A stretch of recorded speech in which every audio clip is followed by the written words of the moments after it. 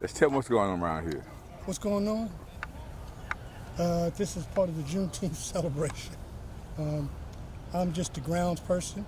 The person in charge is Steve Williams. He'll be here shortly. He had to step out.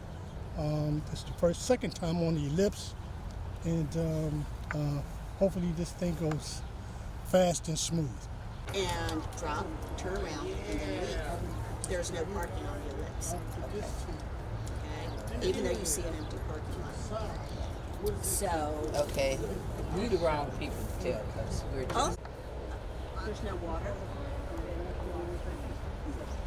Well, you know, once people start arriving, as a matter of public safety, I can stop them. The fact is, that runs by electricity. That means you face wherever I'm at. I'm over there and say front, go over there and say front. So wherever I am, if I say front, look at me. Or in this case, what we're going to do is left face. Like this, I just call it. Left face. Right. Especially if you're on the end, you might see a bow, you may see a curve. But it should be straight. We're going to be doing this a lot. We're doing this a whole lot. Okay? Now, we're going to practice right faces. I'm not going to count you all. You be on one end, I'll be on the other. Right. So, in count of two, you're just going to say 1, 2, 1, 2. 1, 2, 1, 2. 1, 2, 1. Okay, if you're a 1, raise your hand. When I say right face. Hi, this is us coming at you from Juneteenth. We have delegates here from Alaska. We have representatives here from Nevada. On the end, we have the Honorable Ed Wesley and his lovely wife, Fran. And we have Winter, who lives in Homer, Alaska. Ed and Fran are from Anchorage, Alaska. I'm from Anchorage, Alaska. I now reside in Las Vegas. We have Content and her beautiful daughter, Brianna, and they also reside in Las Vegas. We are here to make a difference because we know. What does the shirt say? I understood the assignment. We love you. Next year, you need to be here too. Very nice. Greetings, everyone. I'm Nirvana Harrison from Atlanta, the current reigning Miss Juneteenth, Georgia, here with my mother and my grandmother, celebrating the 3rd annual federal holiday of Juneteenth. Hi, my name is Constance Robinson. I'm from Miami, Florida, and I represent South Florida Miss Juneteenth pageant, and I'm here to support the National Miss Juneteenth pageant. All right, we're here today as part of the Juneteenth celebration.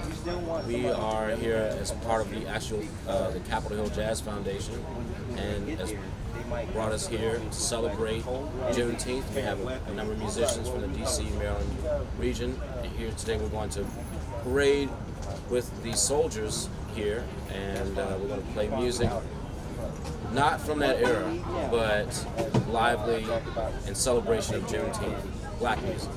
Do you know the Battle Hymn of the Republic? You know that? Might have seen the glory of the coming of the Lord is happening. Fifth place press.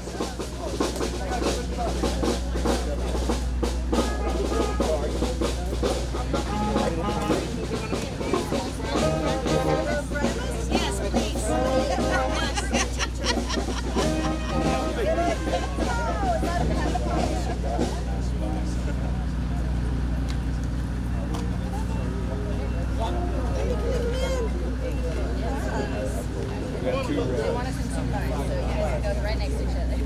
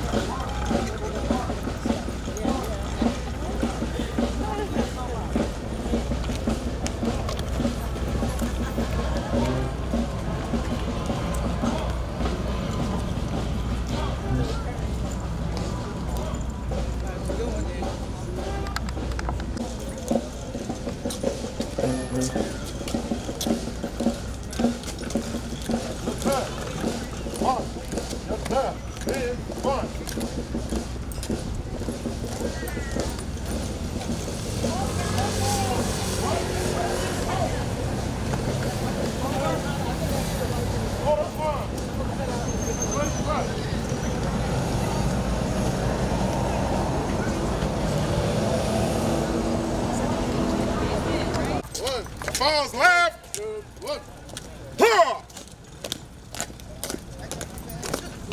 One. Ha! One. One. One. One. One. One. One. One. One. One. Four. That's one.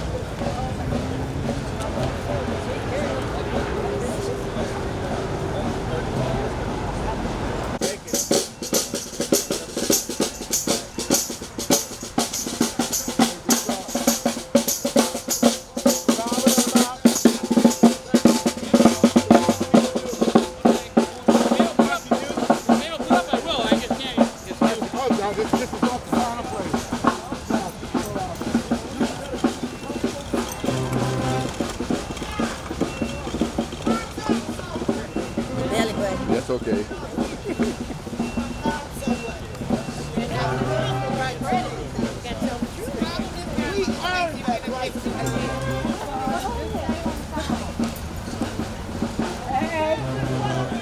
In the entire diaspora.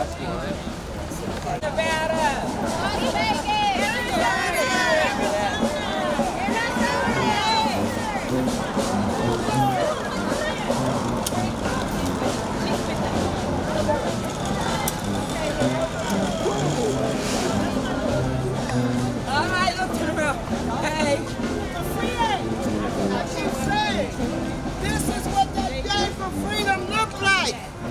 Thank you.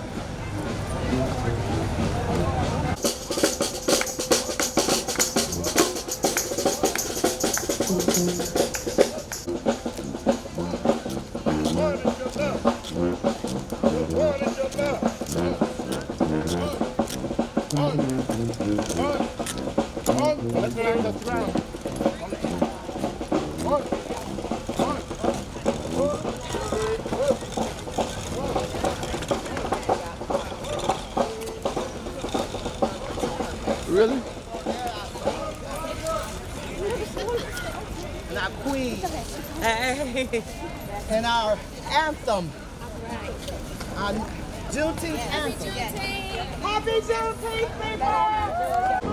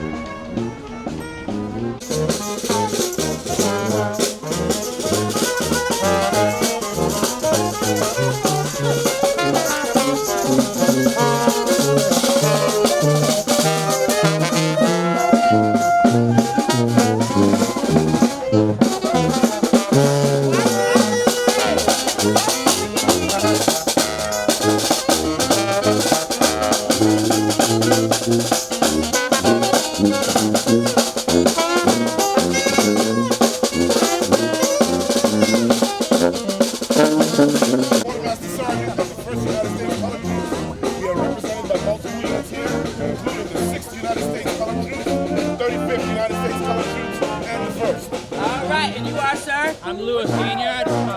Attention, company! Fall in! Take your company. It's okay. All right, come on, guys. Around the world, around the world. We're going around the world. How y'all doing?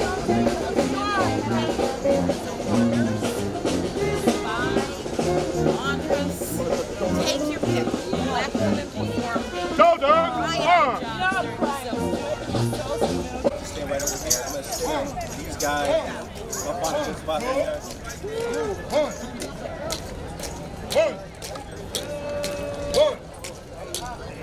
One. Y'all got all these ones y'all put Facebook. Attention, company, go. Gatorade, one.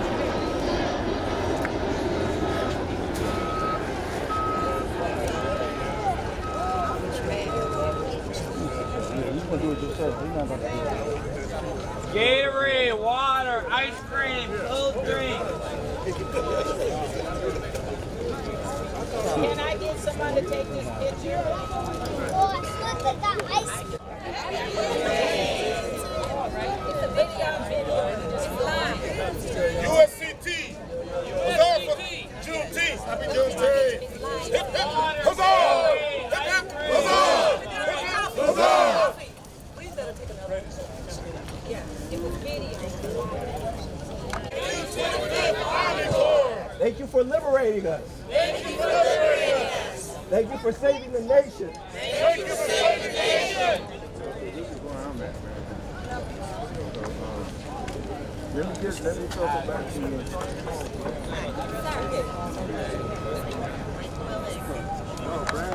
Representing people from the United States Color Troop reenactors, as well as other people, part of a coalition to help tell the story of Juneteenth. All right? Juneteenth was a serious holiday. People say, oh, that's just that black holiday. That's it. No, this is a very important holiday. What they tell you is that this holiday was as a result of the enslaved people finding out, well, after the Emancipation Proclamation, that they were liberated. I would tell you that that is surface deep, and I might even argue to say that that's not true. What's going on here is that there's an element of the United States Color Troops that comes and liberates people in Texas.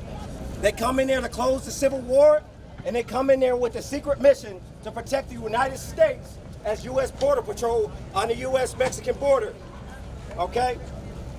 If you don't know what the United States Color Troops are, let me tell you.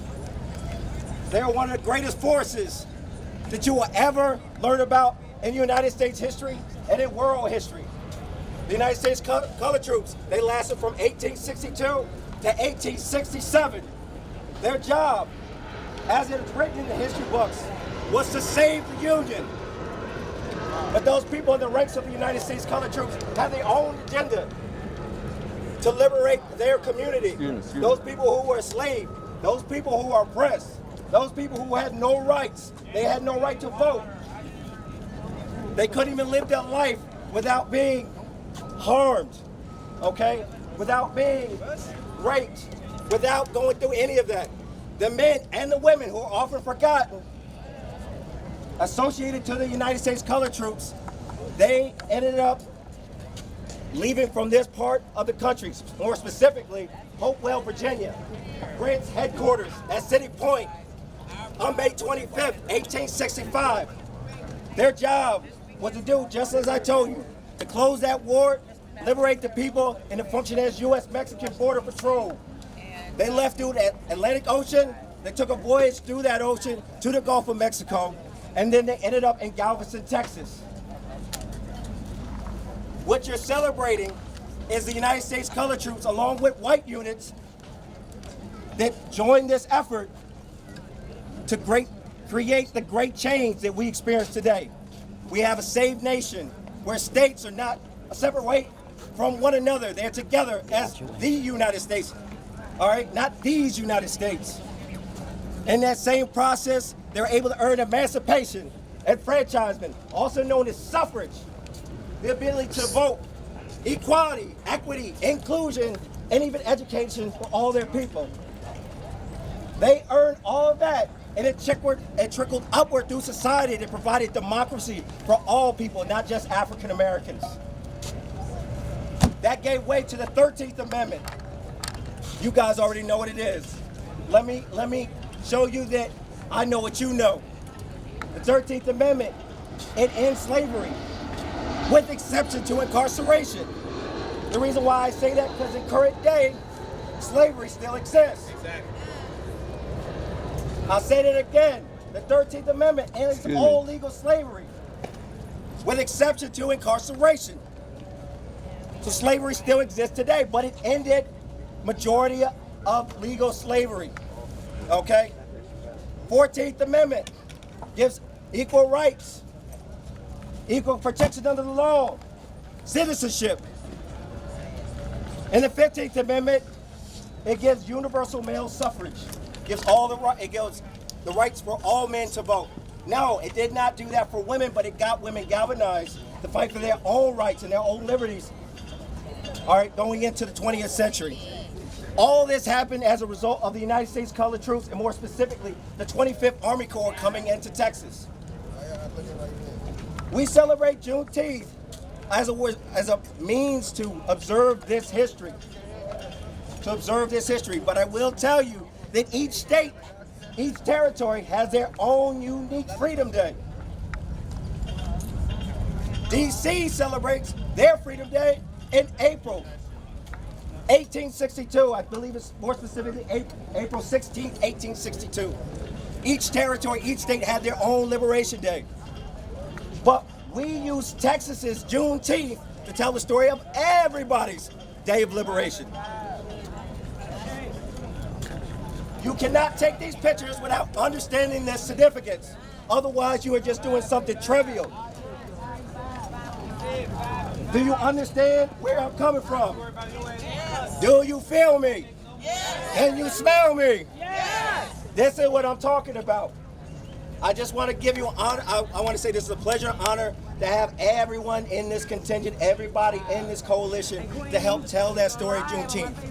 Help us continue this story. Spread it throughout the nation. Spread it throughout the world.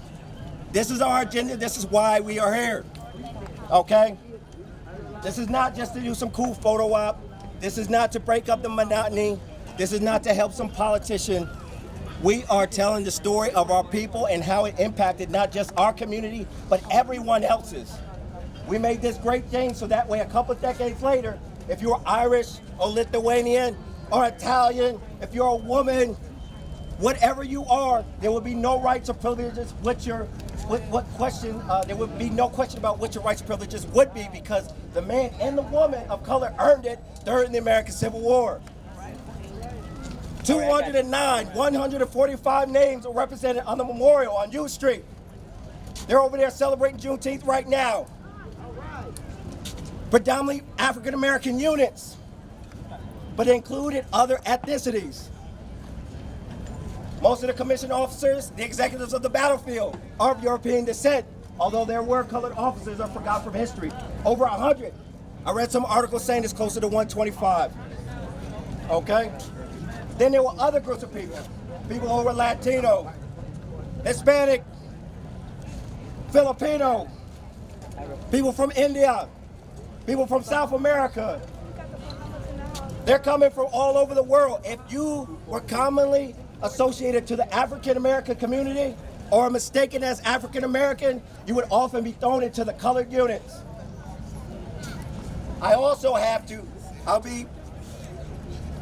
if I do not mention this, I will really be making a mistake that there were African Americans, people of African descent, okay, that were in predominantly white units that are forgotten from history. There's a couple hundred that we do not have on that memorial. And they fought to save the nation and liberate the African American community too. That's what we're celebrating here. And if you have any questions before we do our next photo op, please, I encourage you to ask questions while we're here. After our photo op, we're going to continue forth to our march to the White House. Well, you're all invited to come and attend. We have music and more information and a good time in celebrating Juneteenth, right? Yay! Everybody say Happy Juneteenth! Happy Freedom Day! Happy Freedom Day! Happy Liberation Day! Happy Liberation Day! And say, I love you. I love you. I love you. Turn around and hug somebody. I love you. Give somebody a hug. Give somebody a hug. Gatorade.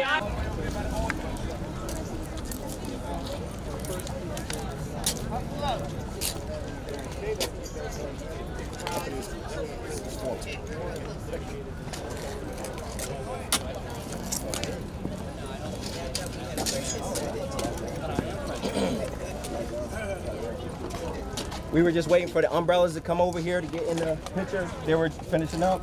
Well, let's get a shot of us while we're waiting on that. Go, Dirk.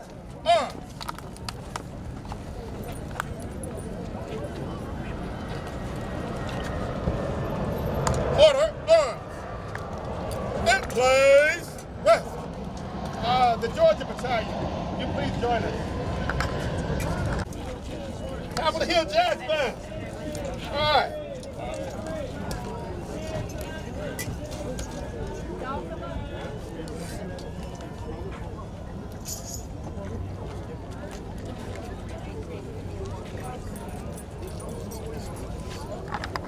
From the history books. They played a part in this revolution, in this great change to help improve the nation, to liberate the people, to give rights to everybody. There were several hundred women on both sides of the war, many of which, on the Union side, were of color. Some of my favorite women to study. One was right here living in the district. Her name is Mary Ann Shad Carey. She's known because she was a woman that began her life in Delaware as a free woman. When she got married, she lost her husband, just struggling as a single mother. She knew it was hard enough to be a single mother, but to be a woman of color was even harder during that time. It took her family to Canada to create a better life for her and her children. But when she saw all the changes that were taking place in this country on the onset of the Civil War, she said, it's not enough to just be be a bystander and just be sitting to see what's going on. Mary Shad Carey, even though she had a good life in Canada, returns to the United States and she becomes an Army recruiter. And she recruits many of the men that will represent the United States colored troops. She's also playing a part in intelligence and working with people like Martin Delaney, who was a heavy hitter in the United States colored troops. He's one of my favorite people to study. Highest ranking staff officer.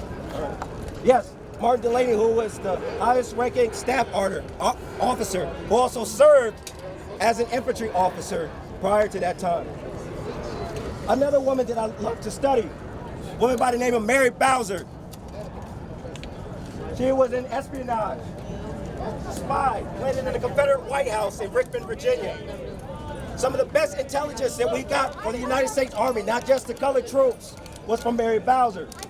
She's in there with President of the Confederacy, Jefferson Davis. She's collecting all the information. She had a photographic memory. She's sending this information directly to here to Washington, D.C.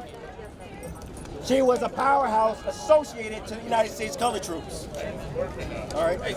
And on her way out, she attempts to burn down the Confederate White House in an effort to save the Union and liberate her people. Another woman that I would like to explore.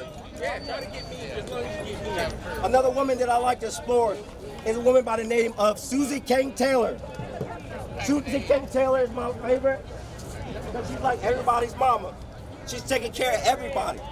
She's associated to the 1st South Carolina and later become the 33rd United States Colored Troops. She's considered the first Army nurse, official Army nurse. The reason why I say official is because there were African-American women and men that were serving in that medical role prior to that time, but they never got credit for it. One of the main reasons why we have the stories about the United States Colored Troops is as a result of Susie King Taylor and other women like her. They're providing their time, their energy, their effort. All right, they're moral boosters. They're doing all this for these men. Another woman that I like to talk about. I know everybody knows this person. She starts her life as Amarita Ross. Nickname is Minty. She takes her mother's name after she escapes enslavement. That name is Harriet. I believe it's her husband's last name Tubman. Everybody knows Tubman for playing a part, as a result, of playing a part in the Underground Railroad. But during the Civil War, she's a spy and a scout and she's considered the first woman to lead combat operations for the U.S. Army. These are some of my heroes, and I have an endless number of people I can talk about, but that's just some of the ones that I like to talk about. Okay? Now throw him that ball. Throw the ball.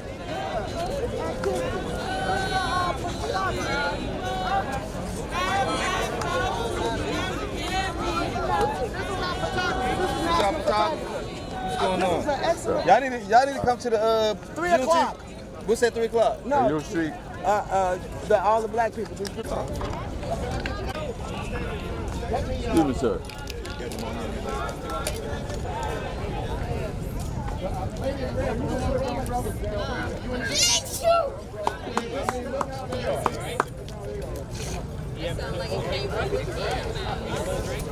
Hey, baby, can I ask you this? Excuse me, sir. Please.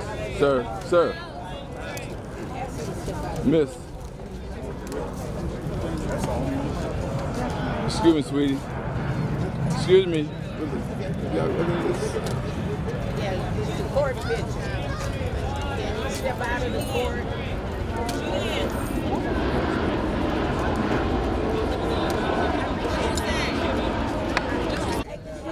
Everybody say Linden. Attention company. Eyes forward. Attention company. Okay, everybody's eyes forward. Eyes front. So you don't look crazy in the picture. All right, just Taking pictures. please. Everybody stand still. Looking good. Everybody say Mary Bowser. Mary Bowser. Who's that? Spy in the Confederate White House. Oh. You was real funny for that name.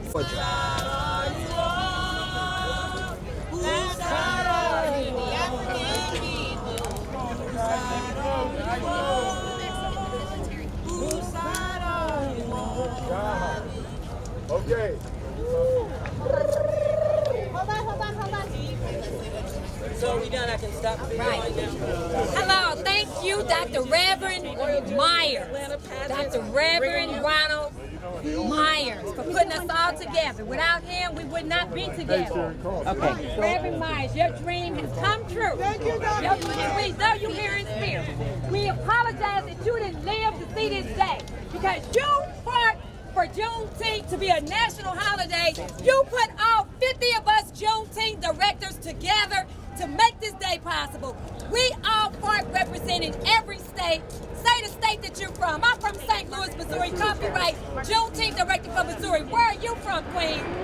Atlanta, Georgia. Royal Juneteenth pageants bringing you Kenya, North Carolina, D.C., Ghana. We have gone international. Check us out at www.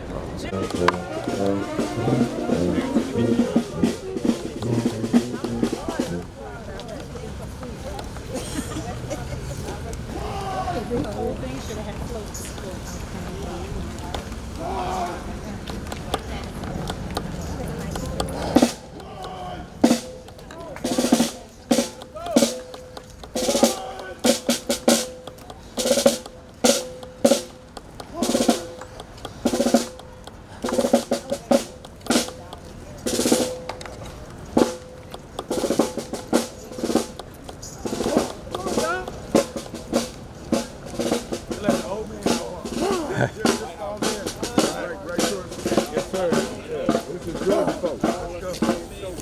Oh, yeah, what's them divots?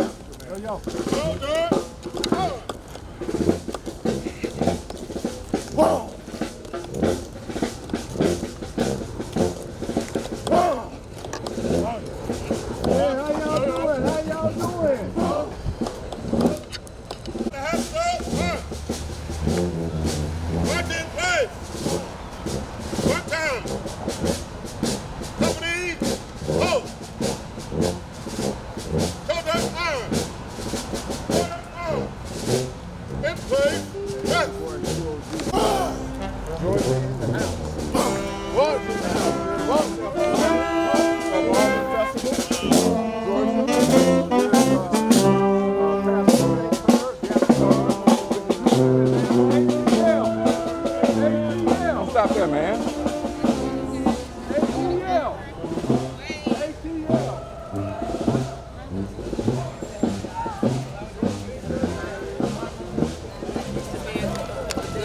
I apologize.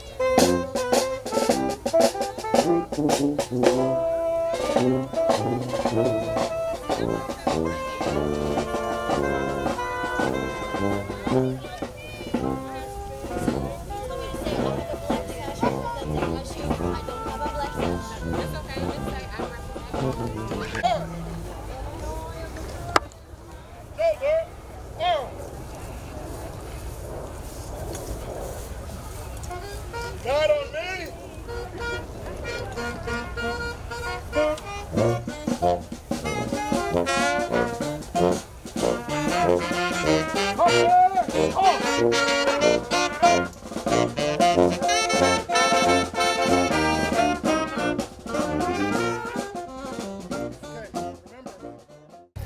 That working? Good afternoon. We are Juneteenth Virginia Theater. Our mission is to help America heal from the wounds of slavery without shame or blame.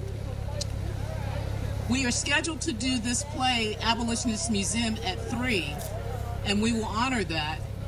So right now, though, we wanted to do a quick scene to give you a sense of the flavor of the play. We have eight abolitionists who are wax figures in the museum. The museum curator brings in a Confederate flag, and they debate whether or not to burn that flag. Those 8 abolitionists are John Brown, Sojourner Truth, Frederick Douglass, Harriet Beecher Stowe, Abraham Lincoln, Harriet Tubman, Nat Turner, and David Walker. We hope that you'll come back and see the full play at 3, because the question is, if you were a resident in this Abolitionist Museum, what would your vote be? To burn or not to burn the Confederate flag? So we're going to do a scene from the play. I think you'll recognize it. And then we will again be back at 3. Okay? Thank you.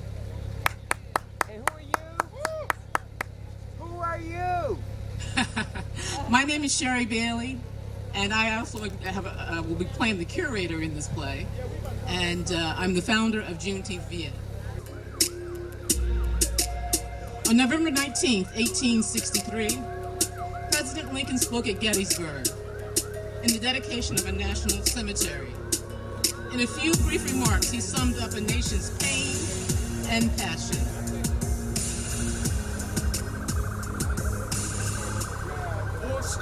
7 years ago, our founders set forth on this continent a new nation, conceived in liberty and dedicated to the proposition that all people are created equal. We are now engaged in the great Civil War, testing whether that nation or any nation so conceived and dedicated can long endure. We are met on the great battlefield of that war. We have come here to dedicate a portion of that field to those here who gave their lives that that nation might live. It is altogether fitting and proper we should do this.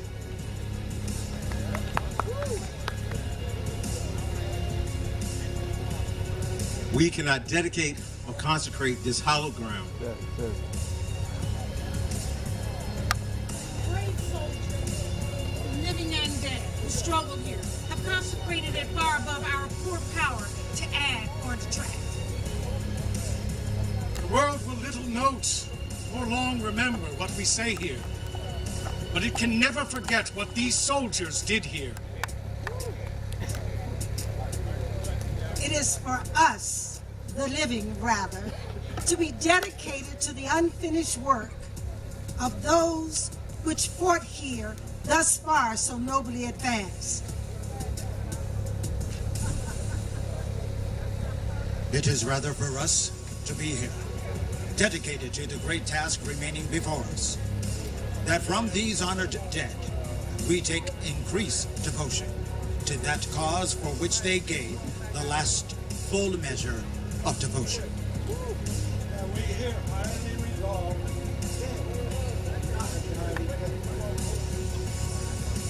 That this nation, under God, shall have a new birth of freedom. And that government, Of the people. By the people. For the people. Shall not perish from the earth. God bless America. It's time to take the vote. Burn it! It'll be a burn it. Burn it. It needs to be burned. Burn it. Ladies and gentlemen, the Gettysburg Address came in, the Battle of Gettysburg happened in July of 1863. 6 months later, Lincoln gave this dedication to this national cemetery. And the reason that Gettysburg is so important is that, first of all, 28,000 men died in 3 days. And it was the first time that black soldiers were used effectively in a battle. So the Gettysburg Address, which represented so much pain and sorrow, was actually the beginning of a new birth of freedom, as it's explained. We wanted to share that with you. The actors are wanting you to understand that because we have under these circumstances, that's why a couple of them had scripts. But at 3 o'clock, we will not have scripts, and I hope you will have the opportunity to come back and join us. One last thing we wanted to do I wanted to do, is to thank President Biden for signing Juneteenth into legislation. It was important and necessary and makes a big difference in terms of how we look at this history. So we want to thank you, President Biden, and we want to let you know that we are behind you, and we hope that you definitely are able to triumph in November. And we believe that we can be of help to you. And what we would want to do is make sure that we get everybody out there to vote. And then on January, when he when he has been sworn into office, we'd like to see President Biden retire, to resign, and to allow Vice President Kamala Harris to be able to be president with a peaceful transfer of power. And then we will be able to move forward in terms of making sure that this country is back on track in terms of where we want to be. So we thank you for being here, and we will be back at 3 o'clock. Thank you.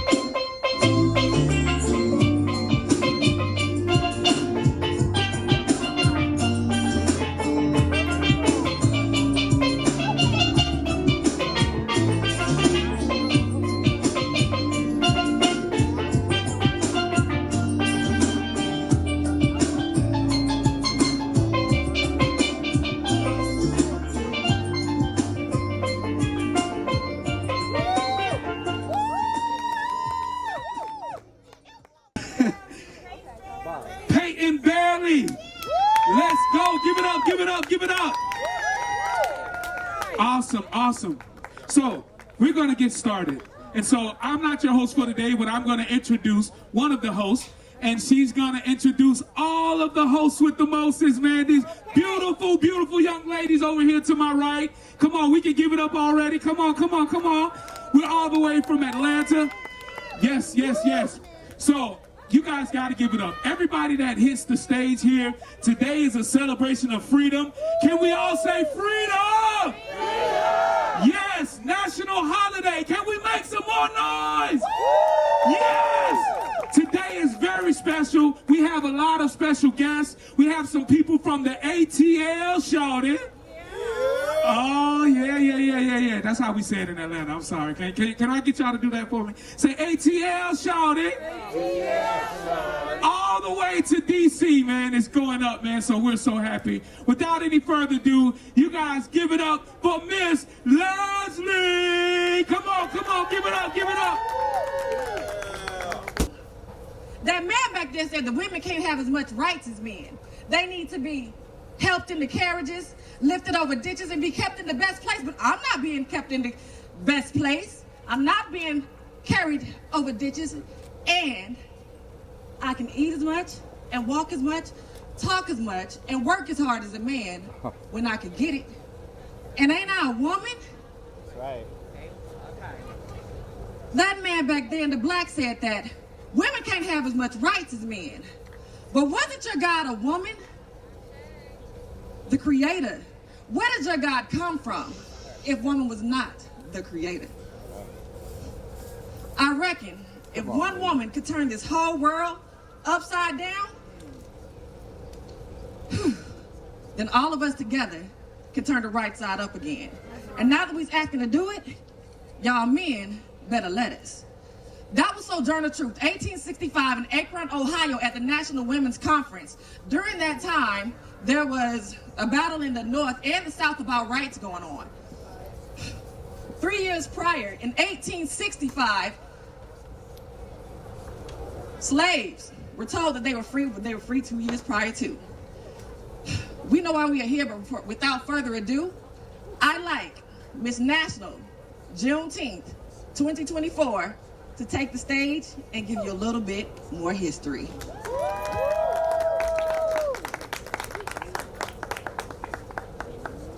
How y'all doing today? Great. I need to hear better than that. We out here for Juneteenth. Okay, that's what I like.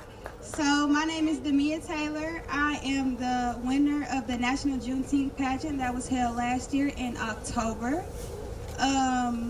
The pageant was amazing. I'm so blessed and honored to be out here, to be able to see all these wonderful, beautiful faces celebrate such a wonderful and rich holiday. It is very important that the youth learn and continue to learn about the richness of our history.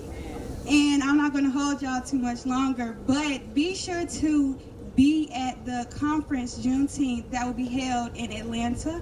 If you'd like to attend or if you want to apply, it is at www.juneteenthatlanta.com. Thank you. That's www.juneteenthatl.com. Nirvana Jameson. Harrison. Nirvana Harrison.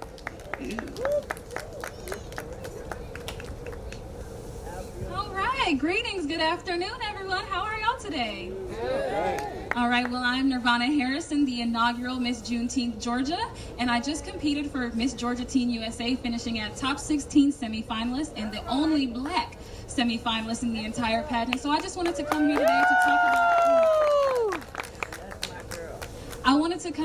to talk about the importance of pageantry in black young women, because pageantry gave me not only the confidence and poise to be where I am today, but it will also give the other young girls a confidence and poise and grace to be right here as well. I'm giving black women and black youth Black girls around the country the opportunity to a seat at the table.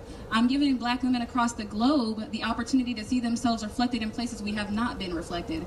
I stand here today on the shoulders of my great-great-grandmother, my great-grandmother, and my grandmother, my great-great-grandmother, Margaret Stafford, my great-great-grandmother, Eldika Robertson, my great-grandmother, Grandma Vivian Amelia Mead, and my incomparable Gloria Thompson, my grandmother, who is here today, who immigrated all the way, who at 15 years old immigrated all the way here from Trinidad. When all of her peers were having fun and enjoying their youth, she worked tirelessly so that her family could have a future. And I'm standing here on the backs of her hard work and to do the same for the women of the future. Sojourner. Yay.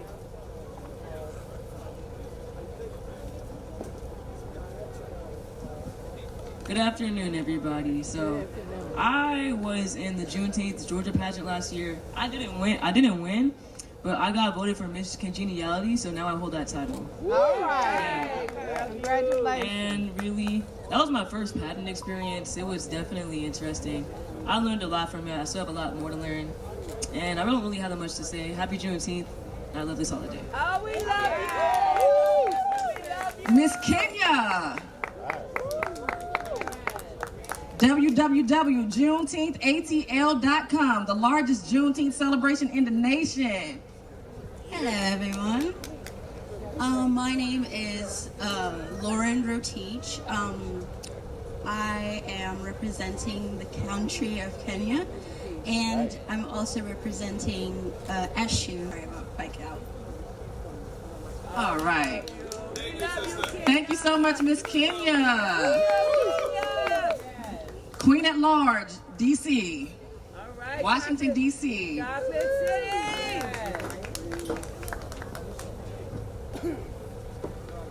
See, I heard it right. Chocolate City, yes, ma'am. That's exactly what we are. Yes, let them know. Juneteenth. But my name is Kimani Bowie. I am also, whoop, there we go. Good. Yep. I'm also your Royal Juneteenth Queen of 2024, represent Washington, D.C. I'm also, thank you. I'm also recognizing and representing a mother, and her name is Ye Moja. She is the mother through all of the divinities and everything. And as honestly, if my mother was to come up here, she would probably sit there and tell you, I act like my sibling's mother. But y'all have a great Juneteenth. And remember, we are forever. What? Chocolate City and Juneteenth. We took too long and we literally here now. All right. That's right. Happy Without further ado, your first guest, entertainer on the stage is Adrena Marie. Yay, Adrena.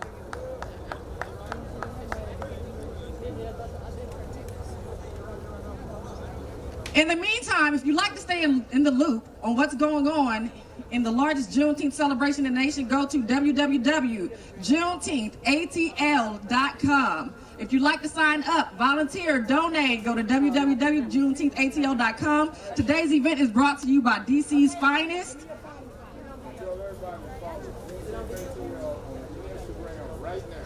Follow Juneteenth ATL on Instagram right now. Hey guys, welcome. I'm so excited to be here. Let's give a shout out to Bob Johnson, guys, from Atlanta, representing Juneteenth ATL. So we're really out here supporting you all so that we can make this collaboration a unified effort. So you guys sit back, relax, and hopefully you enjoy some of the music that you're about to be entertained. My name is Adrena Marie, and I am here for Juneteenth. Better days are me.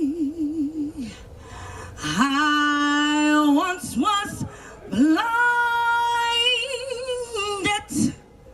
by the sound of amazing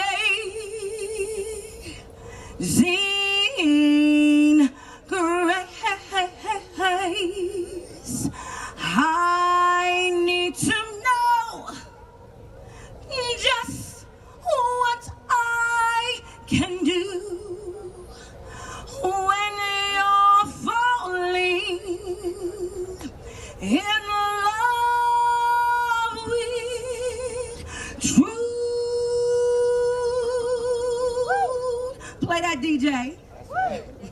when enough is enough. Turn it up just a little bit. Ooh.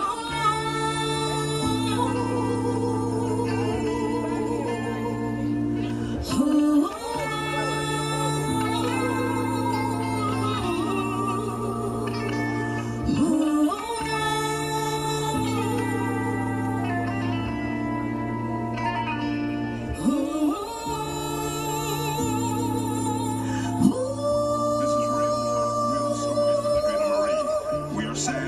Another child has been shot on the southwest side of town. We have a crew on the way.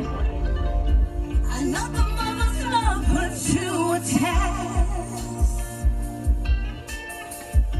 All the children are grieving in distress. Our children are dying. Families are crying. How are we supposed to rest? Fannie Lou Hamer said it best. I'm sick and tired of being tired. When is enough enough?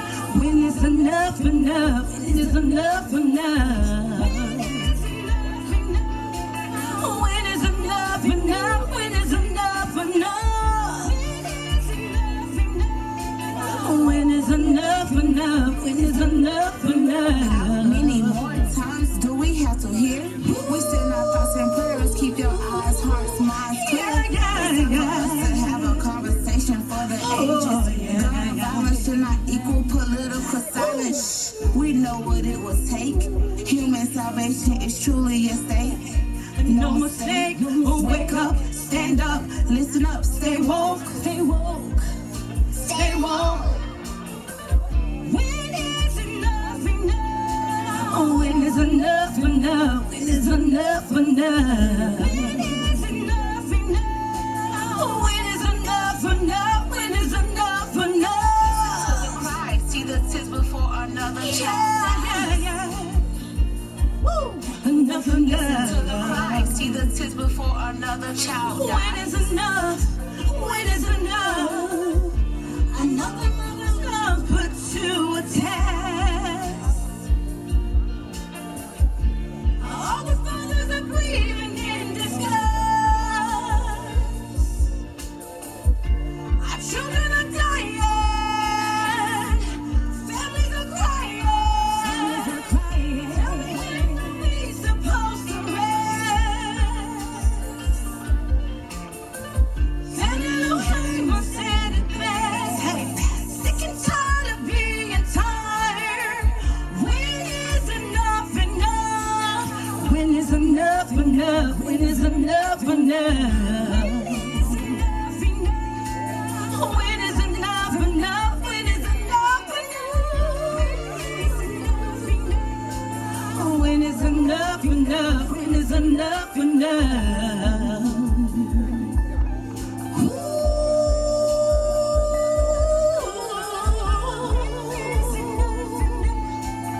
When is enough enough? When is enough enough? When is enough enough? When is enough enough? When is enough enough? When is enough enough? Now guys, I just want to let y'all know this song is dedicated to my son. He was murdered in front of me in 2017 on Martin Luther King and Joseph Loring in Atlanta. So this song is dedicated to all the parents and that are up against gun violence in our community.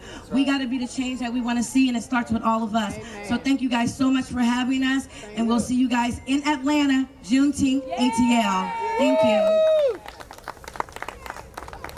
Wow, everyone, wasn't that heartwarming? It was, you know, it's an amazing song about the sad dystopian grips of our daily society. You know, as the National Youth Director and the co-founder of SHOT, which is an acronym for Survivors Helping Others Through, that was a heartwarming song to hear today, especially in the daily struggle that we face, especially as Black people. So that was amazing. Thank you so much. Can we have another round of applause for Adriana Marie? All right, on to our next performance. We have Aaliyah Daughtry. Wake me up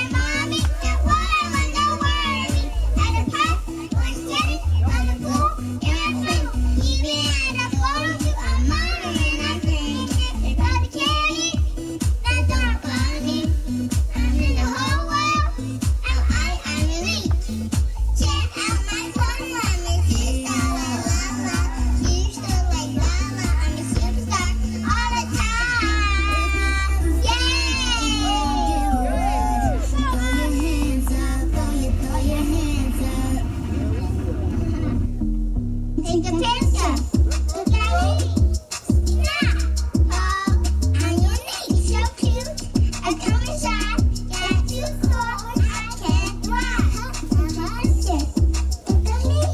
Do it, mommy. Do it, mommy. I'm unique. So cute. I come inside. Got you cool. I can't run.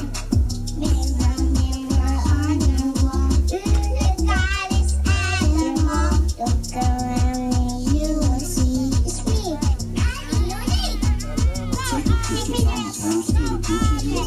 Take a picture, yeah. I'ma take a picture, yeah. Take a picture, I'ma post for the picture.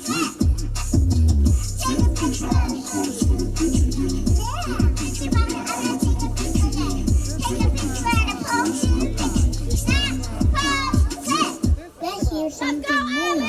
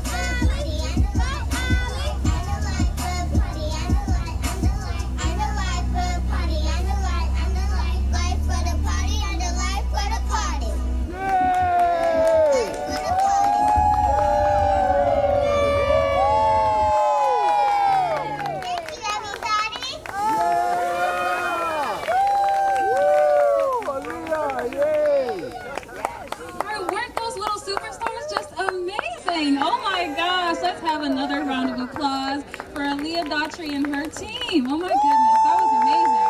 They really were the life of the party, right? Ladies and gentlemen, next on the stage we have a special Miss Eileen. Everyone give it up for Miss Eileen.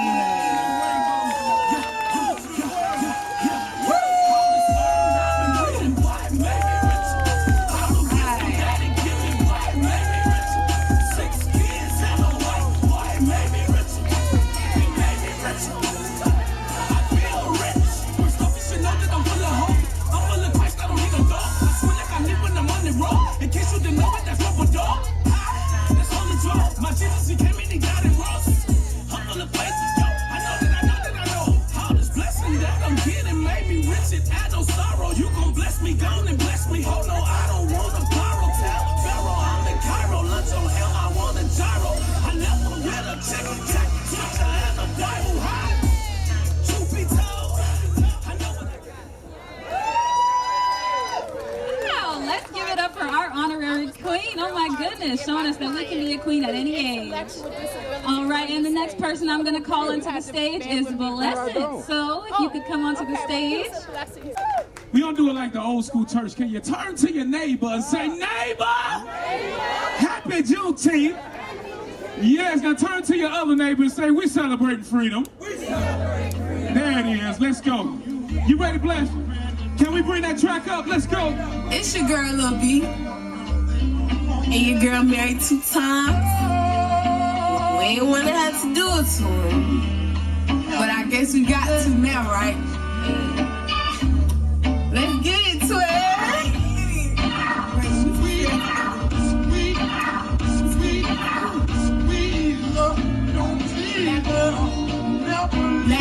They see the worth in me, guess they hating from a mile away. Little boys where they at, wanna bag and out a bouquet. Got songs I ain't dropped. People asking what's the delay. The way I'm spitting, you would check my bars on the display. Gave you the crown, but give it back, cause if I'm time to blow, I'ma be in time out. Cause they know I got a record slow, it's very evident you ain't real. You playing on the show, keep the fake love. Yeah, I know I got a lot of foes, my love got a sprung. Sorry, it ain't no antidote. About to rap in series, I'll be above like a top coat. I'll eat any beat up, like I was born to Billy Goat. My bars too sick, I just gave out the strap, though my reps too official. Ain't never needed no validation. Run the game on the devil, you can call me a PlayStation. Keep God on my side, cause I know I'm his first creation. Moving on to bigger and better, I call that a migration. Yeah, I'm breaking every rule, so trust me, it ain't no holding back. I'm crazy on the beat like an addict, just had a relapse. Got a Bible on my side like a hood boy who can't put down a strap. Work for what I got, so the devil know he can't take it back. Holding back my tears, since I was raised without a father. If I could rest the time, and I swear I do the honor. Left me all alone, got me mad and very bothered, trying to fill the empty void, so I let the boys holler. Hard as it gets, so I guarantee it ain't no stopping me. Got haters mad at me, cause I know I'm who they wanna be. Told I wasn't nothing, had to show them that I disagree. Came back in the game on 10, it ain't no time to see. Happy Juneteenth, everybody. Thank you.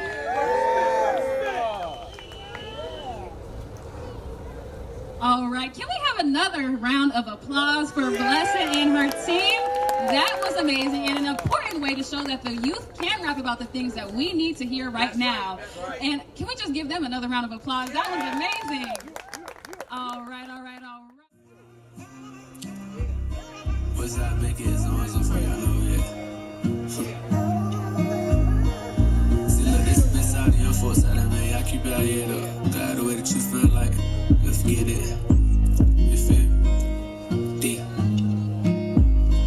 See, they be talking and dissing, but I don't even care. We gon' spin that deep block like fast whip. No, we ain't gon' pass fast. Y'all done been through someone pain and hurt. You been said it till Jesus Christ, he said my life. He the only man up here. All my youngest clutching posing, we ain't even in the field. I'ma catch a bat like Tyree, get a house up on the hill. Catch a demon on the block, and my little bro gon' get it still. I'ma up the Bible, let these screws blow just like a well. Man started wishing for some blessing, he ain't doing well. Started falling off and doing wrong. I thought Jesus had left, but Jesus said in the Bible, he'll.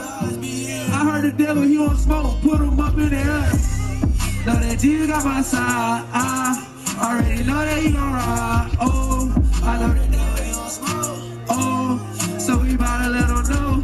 I know that Jesus got my side, I already know that he gon' ride. Oh, I heard the devil, he won't smoke. Oh, so we bout to let him know. He has a frozen just like else, I'ma let it go. Speaking of my swing, that my dog just like Petco. Can't say you can never die like Rollo, and they say that by you, how you play behind you like a cheater. They like, why yeah, we going up, taking out like me. See, I heard you love God, gotta love by your people. God gotta play for you, no, you can't sit back and chew. On the hood like Pikachu, yeah, you know we on the move. I got bro, they got my back, I'm speeding by like back to back. I know they like, who is that owe me, I'm past that. Why yeah, we stay lit, I'm in my back, no counterfeit. How I'm count without a feel, we doing no just chat deep. Know that Jesus got my side, already know that he gon' ride. Oh, I heard that devil gon' smoke. Oh, so we bout to let him know. Know that Jesus got my side.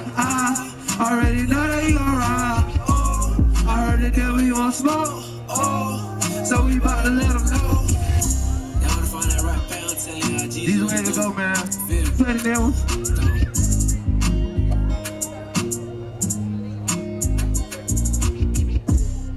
That's it, that's it, that's it.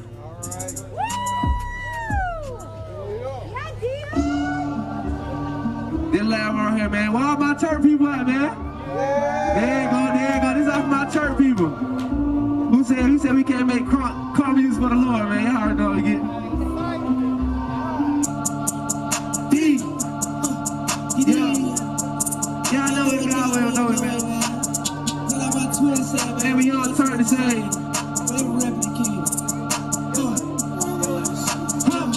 I just got booked for a show, so I'm finna go pipe up the party. I heard a little devil with this. I ain't finna get smart like a Spartan. Seeing too much dark in the world. I'll be there like that God. They ask why I walk like that.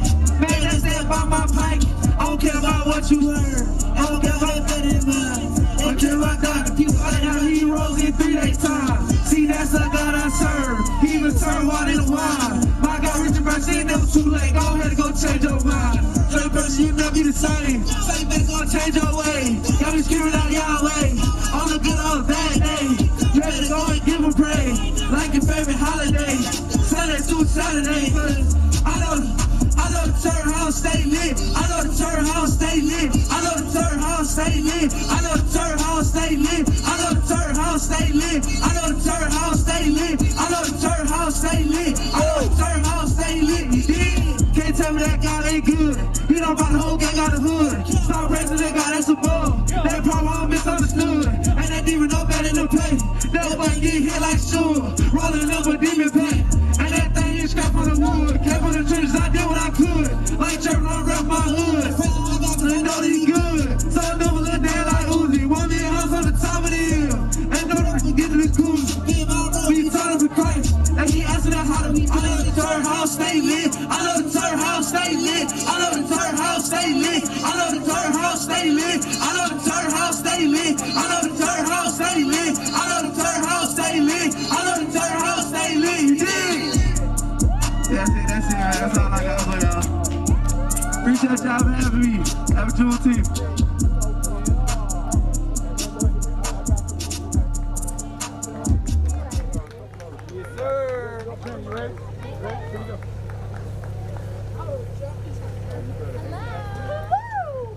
All right, that was amazing, if I do say so myself. And I'm an avid fan of music, but that is something that's going on my playlist. All right, let's give another hand for D-Man and Blessing and their entire team for being up here today. All right, and the next guest that I'm going to introduce is Trinity. Yes. So as we bring up Trinity, we want to just remember what Juneteenth is about. It is about freedom. Somebody say freedom. And so moving forward in America, what we mentor youth in Atlanta. And so we're off Bankhead. They call it Donald Lee Hollowell now, but we're off of Bankhead Highway. Yes, sir. Shout out to Shawty Lowe Jr., man, all the guys from Atlanta. Thank you, DC, for having us. But Trinity wrote, she's an amazing writer. So what we do is we mentor youth and teach them how to do music, production, songwriting.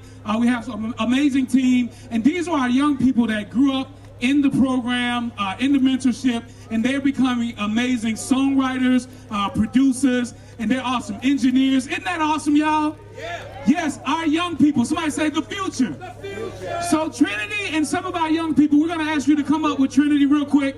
Come on, I know they're taking a picture over there. Once they finish their picture, this is a representation of what America looks like in the future. Somebody says unity. Somebody says love. And of course, once again, freedom. Come on, let's go. Young people, Restoration Studios, young Gap Stars, come on up. Trinity, if you can grab this mic. Can we give it up one more time for Miss Trinity? Yeah. Your guys are taking pictures. Here they come. Yay, Trinity, yay.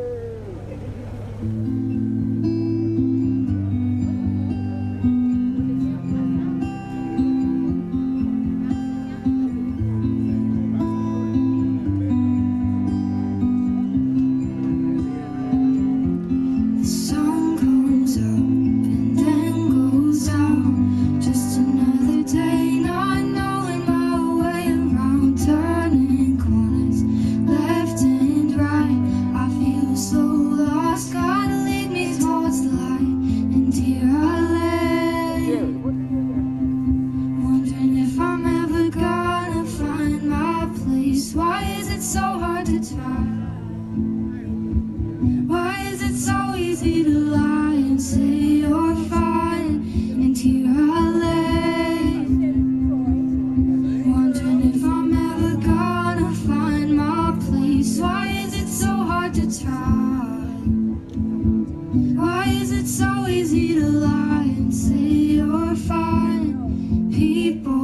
talk, they never stop. Too many act like someone they're not.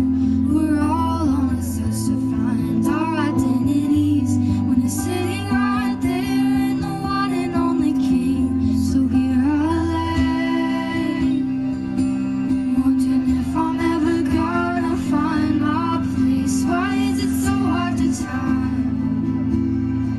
Why is it so easy to lie and say you're fine? And here I lay, wondering if I'm ever gonna find my place. Why is it so hard to tell? Why is it so easy to lie and say you're fine? 'Cause my pride always tells me I don't have to tell the truth, but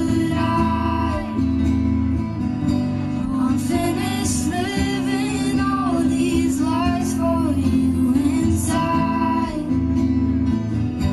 I finally see the light is shining through the night,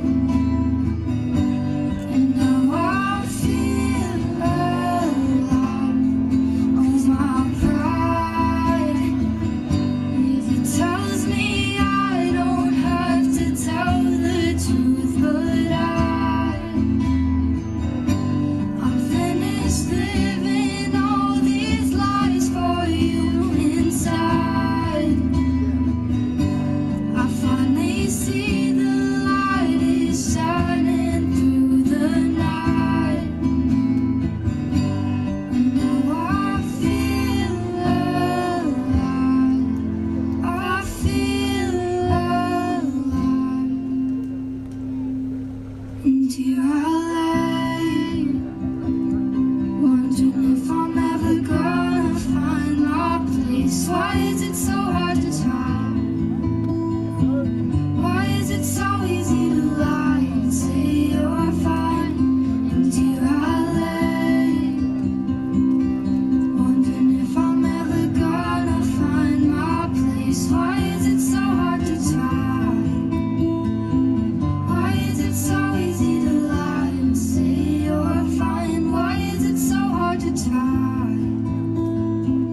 Why is it so easy to lie and say you're fine? Thank you. Happy Juneteenth.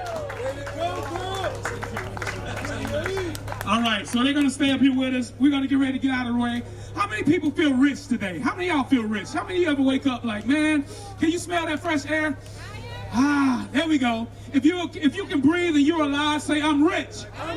If you have family, you have community, say I'm rich.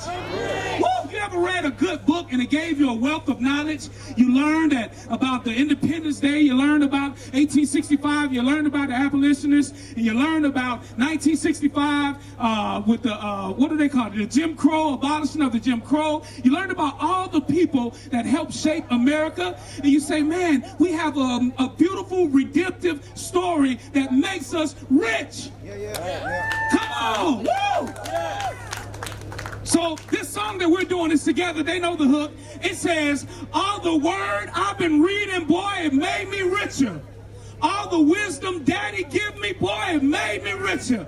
All my kids and my wife, man, it made me richer. Can y'all say that with us? Absolutely. All this word I've been reading, boy, Made me richer. all the wisdom daddy gives me, boy, Made me richer. all my kids and my wife, yeah. Made me richer. Let's go, run it, daddy, let's go. Y'all gotta come from back there. Let's go. Let's get out here, man. Let's get out here. Come on, if you feel rich, man, make some noise. Let's go. Give me some volume. What rich really means. Give me some volume. That's why the trade is Give me some volume. And it wasn't at the end of the Mike, check, rainbow. give me some volume. Give me some volume. All this word I've been reading, boy, it made me rich. All the wisdom daddy give me, boy, it made me rich. All my kids and my wife, boy, it made me rich. What? It made me rich. What? I feel rich. My doctor should know that I'm full of hope. I'm full of Christ, I don't need no dope. I swear like I live when I'm on the road. In case you didn't know it, that's what we're doing. That's holy joke. My Tennessee came and they got it wrong. Look, I'm full of faith. Yo, I know that I know that I know. All this blessing that I'm getting made me rich. It had no sorrow. You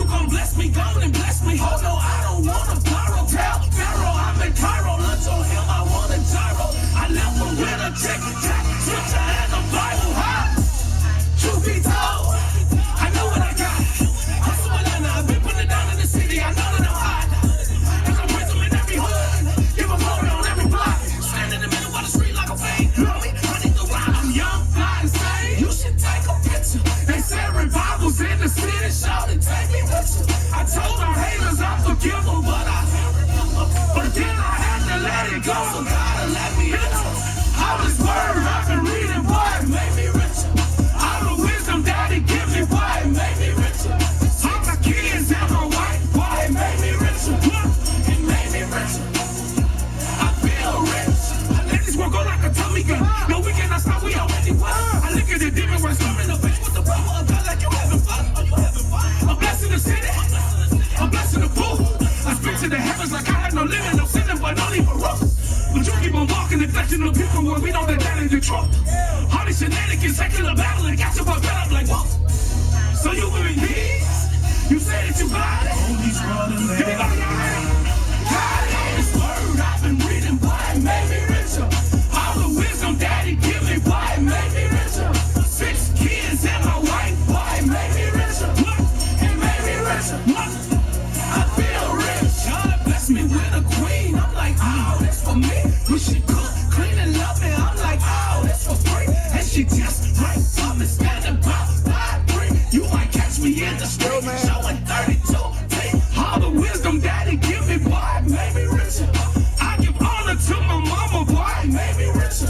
I'm fellowshipping with my brothers, boy, it made me richer. I'm trying to tell you how to get it. Listen. Reading, boy, it made me richer. All the wisdom daddy give me, boy, it made me richer. All my kids, boy, it made me richer. It made me richer. I feel rich. Hey, made me richer. Yeah. Let's go. All this word I've been reading, boy, made me richer. All the wisdom daddy give me, boy, made me richer. Let's go, y'all. Thank y'all for having us, man. Let's go.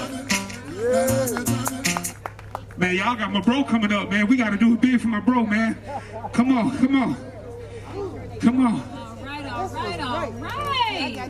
So I'm up here.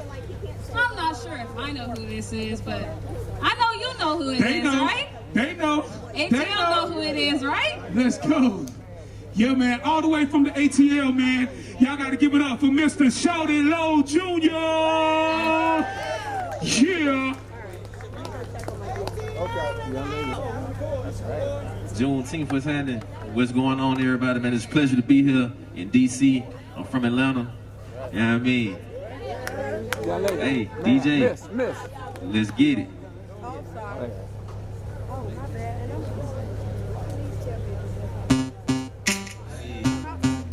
I know everybody know this song right here. If you know the dance, I need you to do it with me. Let go. You know the dance, let go. Shake that love and tap it. That love and tap it. Shake that love and tap it. That love and tap it. Girl, shake that love and tap it. That love and tap it. That love and tap it. Oh, I'm looking for Mrs. Bubblegum. Oh, Mr. Chico Stick. She wanna oh, cause you so thick. Girls call me Jolly Rancher. Cause I stay so hard. You can love me for a long time. Oh my God, girl, this ain't no dance floor. What y'all know about that, man? What y'all know about that, man? Y'all know about that left and tapping, man?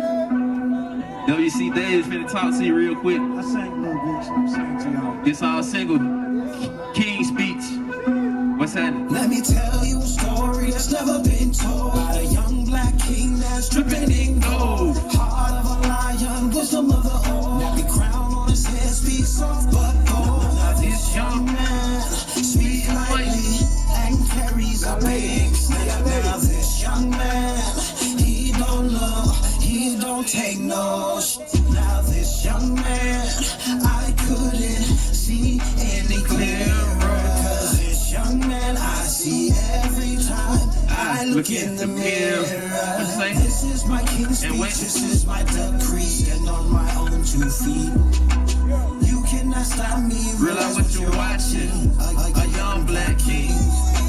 This is my King's Speech, this is my decree. Stand on my own 2 feet. You cannot stop me, realize what you're watching. A young black king. I been my business, I been my business. You pin and pinch. I'm chasing riches. I feed my business. Take care of my little. Brick by brick, we built this. They know I'm from the city. Now I am the city. They loving on me, but they don't get with me. I come from Royalty, just build our loyalty. My daddy missing, my mama missing. I'm on a mission, yeah, I gotta get it. And the zoo with me, a bunch of gorillas. I got to take the throne, make sure I make it home. I'm the last king, straight out of born home. This is my King's Speech, this is my decree. Stand on my own 2 feet. You cannot stop me, realize what you're watching. A young black king. Hold on. Yeah. Let go one time. Let go. Hey man, yo man. Hey, let go. I come through in something real foolish. And they like, boy, you a fool. And he like, boy, you a fool. And he like, boy, you a fool. I come through in something real foolish. And they like, boy, you a fool. And he like, boy, you a fool. And she like, boy, you a fool. I come through in something real stupid. Transparent, see right through it. And oh yeah, and this that new. And hello, and I do this. Shout it low, I'm 10 toes down. On the sideline, trying to stay in bounds. Just so the Hummer and they just touchdown. Call it 80 years, time to re-up now, yeah. I done did it before, got the girls going wild, yeah. I'm like, nah. I'm laughing at you haters like, let's go. Yeah. What's up? We ain't done yet though. I'm from west side of Atlanta. I'm from the west side of the bricks. Let's get it. Bankhead to be exact. Yeah. Yeah. Talk to him. What I say? Hey, look. West side Bankhead, born home, got no the bricks with me. Young Hill run the city, and I got LO with me. In the bag, load of women, push 4 wheels all through the city. We done came a long way from them dirty dishes. LO showed the whole city how to get everything y'all did. Best believe we done been there. 10-toe, K4, Bankhead, ain't a place that we can't go. Born home, stand up for the king. 3 L's up, built not about G-code. You know, low going beast mode. Still got a thing for free. Took his by repo, low random bass like they know. West side Al Pacino. Really wanna be low, but they can never really see low. That's my new single, Bricks. We ain't done yet though. What we doing though? Real talk to him. Yeah, Hold up. Yeah. They gotta pay me to speak, tell them go send the feet. Yeah. I can get it out the mud, check the bottom of my cleats. Yeah. If you ain't grinding like me, how the world you gon' compete? Yeah. I was keeping it 100, money all on me. Yeah. Hey, she wanna come to the bricks, heard they charge them pretty lit. Yeah. Latest brothers in the city, now she rockin' with the clique. Yeah. Riding around with the Bible, and I keep a bad chick. Yeah. Let a brother try me, I'ma get his crew lit. Yeah. If you know you get blessed, say we get hype, I can know, yo, tonight, ayy. Got me feeling the high, got them Frankenstein, look, bring it to life. We was in the hood, get off the wall. Little baby in my tight, hell no, I don't need no wife. Married to the money, she treat me right. I carry 50, 100, she ain't need light. Gotta be bad if you wanna be pit. All that swag, how you get in that fit? Her friend's skinny, but her pockets are thick. Come a little baby, let me body song, but I ain't no lit. Thought I was by myself, that was a trip. All my friends said they good lit. I specialize. When we walk in, just bet the gadget when I pop out. We'll make you hit inside the baby, dancing in it, will. How much you make? Don't worry about it.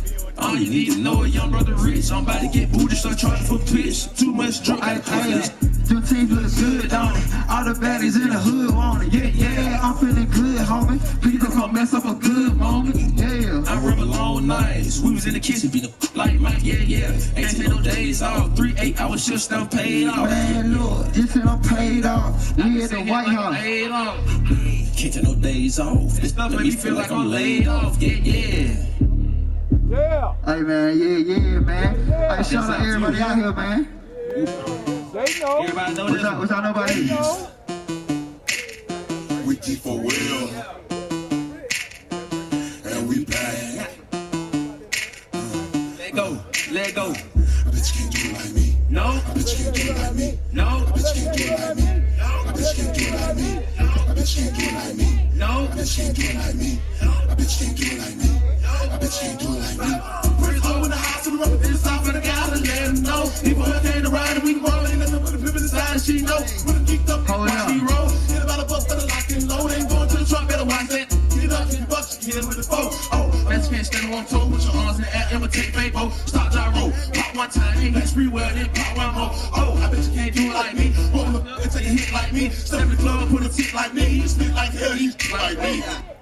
Go. We ain't done yet. We got that boy Trill Battle, Atlanta Hustle. What's up, man? Hey, this for Atlanta, man. We from the A, put your A's up, man. Who A from the A, man? Yeah.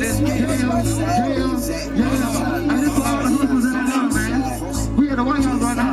Yeah, I look, ATLANTAGA, that's where I hustle out of my trap. Real Atlanta hustle, no cap, no cap, no cap. ATLANTAGA, that's where I hustle at. Yeah, we on the map. Underground with the gold getters in the roads like the Falcons. I'm from the home of the Braves. Some righteous, some shiesty. Atlanta feeling united. Better watch your back, don't get slighted. Ain't never smoking the reed. Look, I got the blood but the tooth, but on the truth. Look, I ain't even gon' hold you. Hope you rollin' with a crew who got your best interest at focus. Keep your motion. Lead by example. Don't let the streets be your counsel, but don't be the example. Shout out the White House and the totally this ain't that, but I ain't gon' knock it up. I can put it on to a shit ain't packed, yo. Right in my pocket, ayy, yo. Right in my, ayy, yo. No, I'ma pop it, yo. And we on boss stuff, we known for making that profit. Put your A's up if you outside, making boss moves. Cause everybody wanna be a boss, so they gotta do what a boss do. Double salute, you on your grind, you don't care what it costs you. Cause everybody wanna be a boss, so they gotta do this. Hustle out of my trap, real Atlanta hustle, no cap, no cap, no cap, no cap. ATLANTAGA, they where I hustle at, yeah. We on the mouth, ayy. What's up, man? You know we had to bring the A to the White House, man. Shout out everybody here. We up at Juneteenth, baby. Let's go. What's on up? Let's go. Everybody put your hands up. Hey.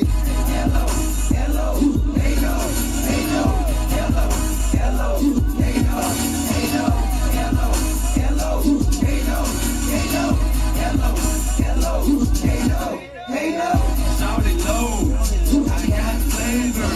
And plus you know, the kid got paper. Like 40, don't save her. Like it, been pulling caper. The way he dropped, would've thought I had a taser. Call it tree, like a razor. Shout it low, ATL on the mayor. Street brother, but my deal be Taylor. Every now and then, shout it my rock gator. Me and that girl, I got acre. And yeah, no one knows it. Neighbor.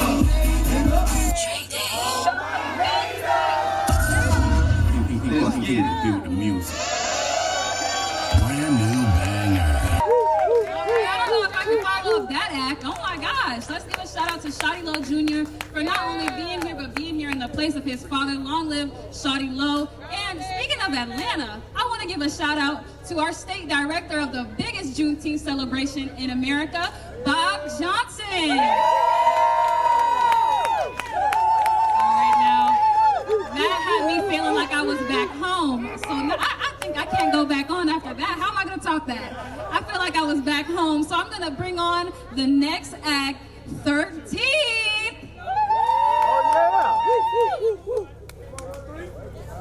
DC, what's happening? Man, we all the way from the A, man. Shout out to all my family, man. Shout out to OG Bobby Johnson, the cooperator for Juneteenth Atlanta, man. Tell the folks what's going on, Bob. I gotta say one thing about this brother right here. This is one of my favorite from Atlanta. I met him back, man, I don't know, like maybe 2012, 2013, and he was doing a concert out on a church parking lot. and everything that he was saying was so positive, and all the youth was really reacting to it. And I asked him, hey man, do you think you can come? I got this event, can you come and be at it? And that was in 2012, 2013, and we've been together every year ever since, and I love this man. And I'm so happy that he up here to shine with y'all. So I just wanted y'all to know that. Put your hands together, man, for the collaborator of Juneteenth Atlanta. We call him OG Bobby Johnson. Man, let's do this thing. I ain't gonna even hold you, man. I'm too solid. You dig what I'm saying to you? It's some folk that's solid, but I'm too solid. You understand me? We gonna turn up in this thing, man. Let go, DJ. I ain't gonna talk that head off. When I finish, y'all hit my link card, man. Go get these downloads, man. I promote that band count. We jumping off Spotify now too. They cheating, you dig? Give me some volume on the track. You can turn this mic down just a little bit. Come on. Kill the boy. Too solid, I'm 10 toes on my mission. I got it in it, knowing, yeah, I'm fishing. I'm 33, I'm the head, yeah, I got vision. A kingdom building, yeah, I'm all about business. I pack it on service, started in the trench. New big up on DC fishing high. Give me some volume on it. Rockin' never thin. Y'all right about the bid. Too solid, I'm 10 toes on my mission. I got it in it, knowing, so I'm fishing. I'm 33, I'm the head, yeah, I got vision. A kingdom building, yeah, I'm all about business. I pack it on service, started in the trench. New big up on DC fishing high. Yeah, I'm serving my target, rockin' never thin. So set up shop, they know about the beat. Too solid out when I change like a penny. My covers on in the jobs, but my business. I had it on my job until it's finished. I count up the cost, then I pay the ticket. The boss and the worker started in the trench. I know how to whip it, pack it, they get rid of it. I set up shop and everybody benefit. I'm a big stopper, stop like Kirk, I'm killing it. Calling my French, I call it like I see it. I'm on my job cause everybody need it. Work like a worker, do it in a circle. Jumping, never heard her tell her, hey, to beat it. I am too solid, I should not be moved. Still with emotion, here to show and prove. I keep it 1K, so I'm having my way. At the end of the day, I'm just using my tool. Big up on DC fishing high, get it. Dressing my way the way I wanna be it. Dripping this way, I'm covered like a blood. Body cause a flood everywhere I be it. Solid gorilla knocking at the door. I'm tripping this paper, spilling it on the floor. I'm like this business body till it's finished. Running till it get its trophy solid go. Too solid, I'm 10 toes on my mission. I got it in it on me, so I'm fishing. I'm 33, I'm the head, yeah, I got vision. The kingdom builder, yeah, I'm all about business. I pack it on surface, started in the trench. New big up on DC fishing high, kid. I'm scraping my plate, we rockin' never thin. I dress it up, shot, they know I'm about to be. Too solid, I'm 10 toes on my mission. I got it in it on me, so I'm fishing. I'm 33, I'm the head, yeah, I got vision. The kingdom builder, yeah, I'm all about business. I pack it on surface, started in the trench. New big up on DC fishing high, kid. I'm scraping my plate, we rockin' never thin. I dress it up, shot, they know I'm about to be.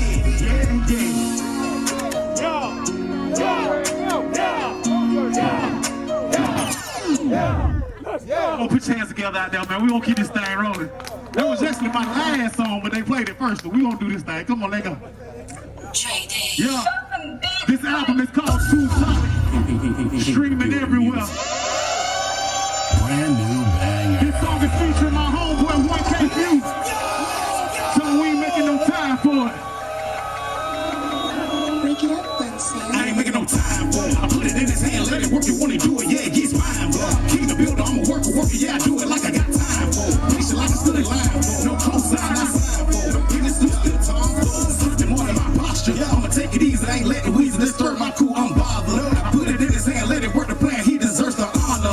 Bloodline is my blood, right, so I do it like my father. Yeah, King the builder, the mantra. I ain't making no time for he say, she say, they say what they wanna. All my people catching seeds, tripping and splashing, move like water. Brick and mortar, yeah, I'm solid, can't be ballin', can't be ordered. I ain't making no time for it, I'm too blessed to stress, I know. I'm too blessed to keep on pouring. He opened up the floodgates, you can't shut them, they keep going. I ain't making no time for it, I'm in motion, ocean roar. DC fishing, supersonic waves, cross your roar. I drip, I splash on you, I drip, I splash on it. Too solid so they can't stop it, keep it poppin', I'm on it. Put some blessing, highly favors, can't debate them, can't afford it. Keep it cool in the pool, that's told us, walking through that, giving it ball. Making no time for petty nonsense, I'm above it like I'm side, bro. Put it in his hand, let it work, you wanna do it, yeah, it gets mine, bro. King the builder, I'm a worker, yeah, I do it like I got time for. Patient like I stood in line for. No cosign, I sign for. No business, you still time for. I ain't making no. Come on, put your hands together out there, man.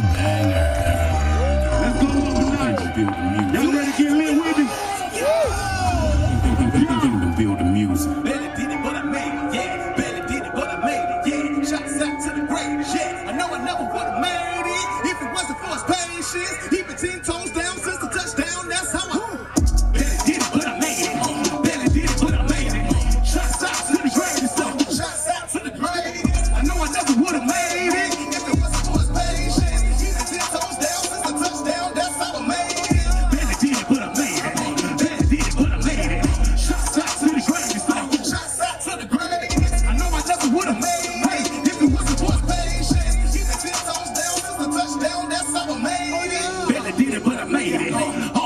to the greatest. Cause I can never do the things he did for me. What he did was amazing.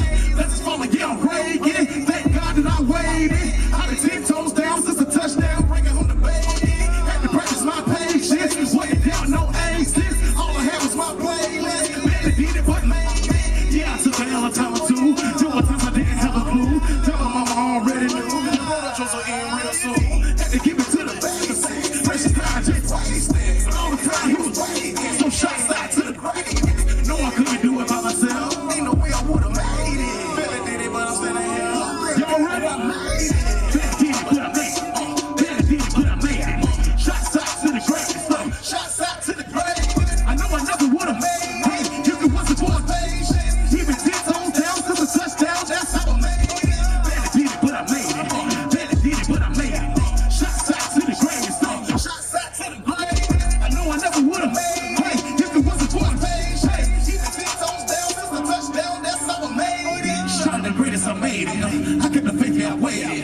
Fighting my demons, I know I got angels that stand in my corner, don't made it. I know I barely made it, but I know the man that made it. So I put my trust in him, ain't done with him, I'm barely scraping. The surface, I know I can make it. He won't leave me forsaken, so I'm a reward, I'm waiting. Even rooted, ain't no shaking. Going harder than the pavement. Yeah, straight, but he saved me. Matter of fact, about 1,000 times, and 1,000 times he was patient. Barely did it, but I made it. I am not ashamed to say it. If it wasn't for his grace and mercy, I don't know if I could even take it. But he did it, yeah, he did that. He put it in me, yeah, he did that. Shout out to the greatest, he the greatest, yeah, I barely made it, but I did that. Barely did it, but I made it. Barely did it, but I made it. Shots out to the greatest. Shots out to the greatest. I know I never would've made it if it wasn't for his patience. Even 10 toes down since a touchdown, that's how I made it. Barely did it, but I made it. Barely did it, but I made it. Shots out to the greatest. Shots out to the greatest. I know I never would've made it if it wasn't for his patience. Even 10 toes down since a touchdown, that's how I made it. I appreciate y'all on 13th Disciple. God bless you. All right, now that was truly amazing. Being Miss Juneteenth, Georgia, from the city of Atlanta, these last 2 acts have made me feel right at home. And now I can't just, I have to shout out all glory to the greatest, because it would not be without him that I wasn't here on this stage today hosting Juneteenth at the White House. This is amazing. All right, let's give another round of applause to 13th and his amazing performance.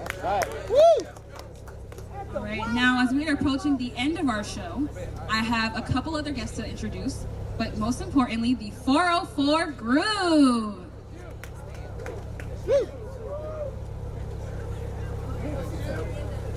What What's up, man? I go by 404 Chew. I'm from the west side of Atlanta, man. Yeah, ATL in the house, man. Y'all know what's happening. I'm gonna speak a little bit on my testimony, man. I'm gonna take y'all to church and I'm gonna get lit with y'all boys at the end. That's how we just gonna play it. Let's do it.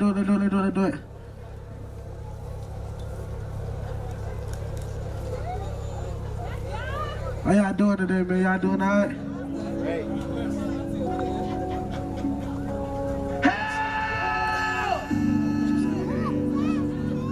Look, they're right here, man. It's the testimony song about, you know how sometimes, man, when we follow God, gang, you feel like you're on track.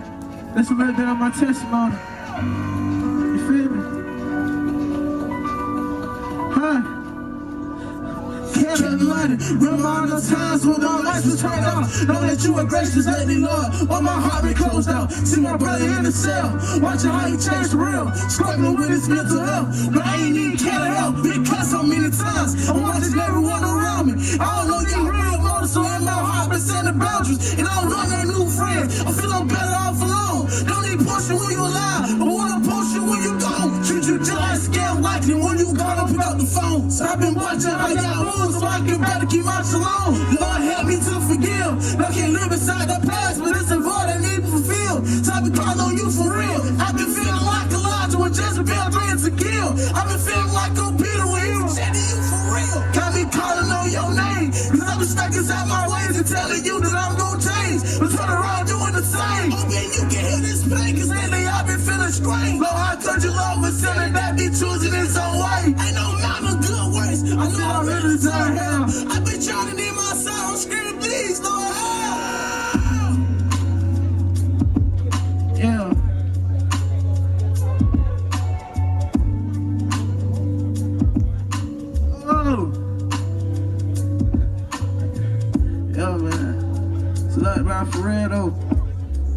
say young folk can't turn up for God and young folk can't live for God. I'm coming here to be that bridge barrier. You don't really see too much from the side that I see, man. You don't really go through much, man. I don't see a lot of stuff at a young age. Some people that I grew up with, and you forget all that. Where is that? Y'all know where is it? Got my little brother on the stage, my little brother finna rock out real quick.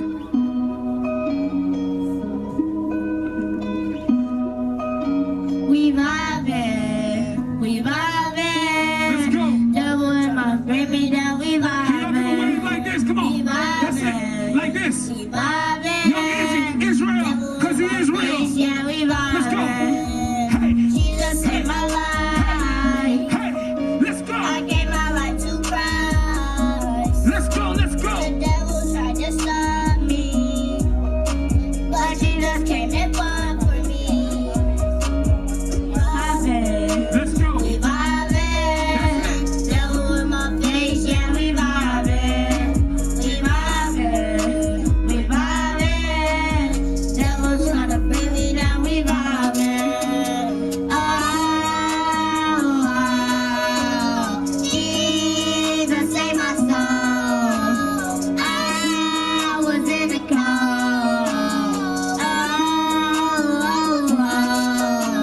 We vibing. You said. We vibing. Devil trying to bring me down, we vibing. We vibing. We vibing. Devil in my face, yeah, we vibing. Yeah.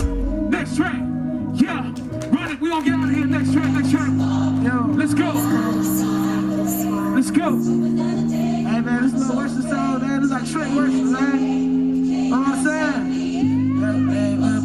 How many of y'all need God's love? Know that you need His love. Come on, we need your love. God bless the tribe. Let's go. We need your love. Yeah, you sing it. We need your love. We need your love. God, please bless the tribe. Your love. We need your love. We need your love. God, please bless the tribe. I didn't get wicked for the please let your in. I'm just gonna song the God the only time that we ain't man. How can we look ahead when we got roaches on the floor? How can we fix our problems if our pockets always broke? The thing I said the road, we was just playing Casa Robbins. Provide for the start. Cause they grow up with no father, it was over in the city. You and your sons started screaming. God, please bless that tribe. Father, forgive me for my sins. It's hard not to trust when it's not hard to let you in. No younger skin than English class, but couldn't dodge the pen. You don't know you rob me in your words, so all they do is spin. It's too hard for their friends. We gotta change one day. I know. We see the light in you one day. I know. I did I pay this out of pen? I know. God, please bless that tribe. Look, I said a prayer this morning. I pray we will find a way. On this special day, far from moving away, blinded by your grace. Lord, please save us. I said a prayer this morning. I pray we will find a way. On this special day, far from moving away, blinded by your grace. We need your love. We need your love. We need your love. God, please bless that tribe. Your love.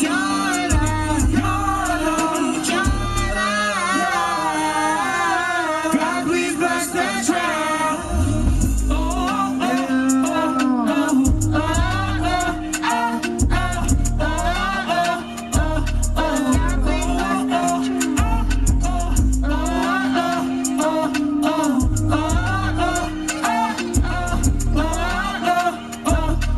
God, please bless that tribe. let's go, you.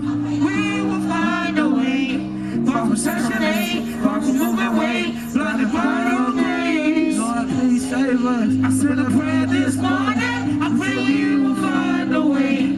Far from Section 8, far from moving away, blinded by your grace. Lord, please save us. Let's turn up. Look at that. Let's turn up. Hey man, some folk they like to put in their mind, man, like that you can live for God at a young age, man. Your turn to say, let's go. I'ma show you can, They do it, Let's go. What? Yo, break it. Hello. Tweaking, pull like deacon. March your hand like Jesus. Singing, drumming, leaking. Come in here and Jesus. She be tweaking, winning. You can't get my seat. What? Fingers, session, camera ready. Stepping on these demons. Y'all turn to say. Y'all turn to say. Y'all turn to say. Y'all turn to say. What? Y'all turn to say. Y'all turn to say. Y'all turn to say. Y'all turn to say. Look, sitting when it's sleeping. Bitch, we counter on my legal. Don't put me on that feet. They got me drunk cause I'm an eagle. They preaching like a bitch. The scriptures is like an eagle. They never try to tell me all my secrets to the regal. Nah, boom, boom, can out it like a Bluetooth. Devil up my soul, I'm screaming down, not a boom, boom. Nah, boom, boom, can out it like a Bluetooth. Devil up my soul, I'm screaming down, not a boom, boom. Tweaking,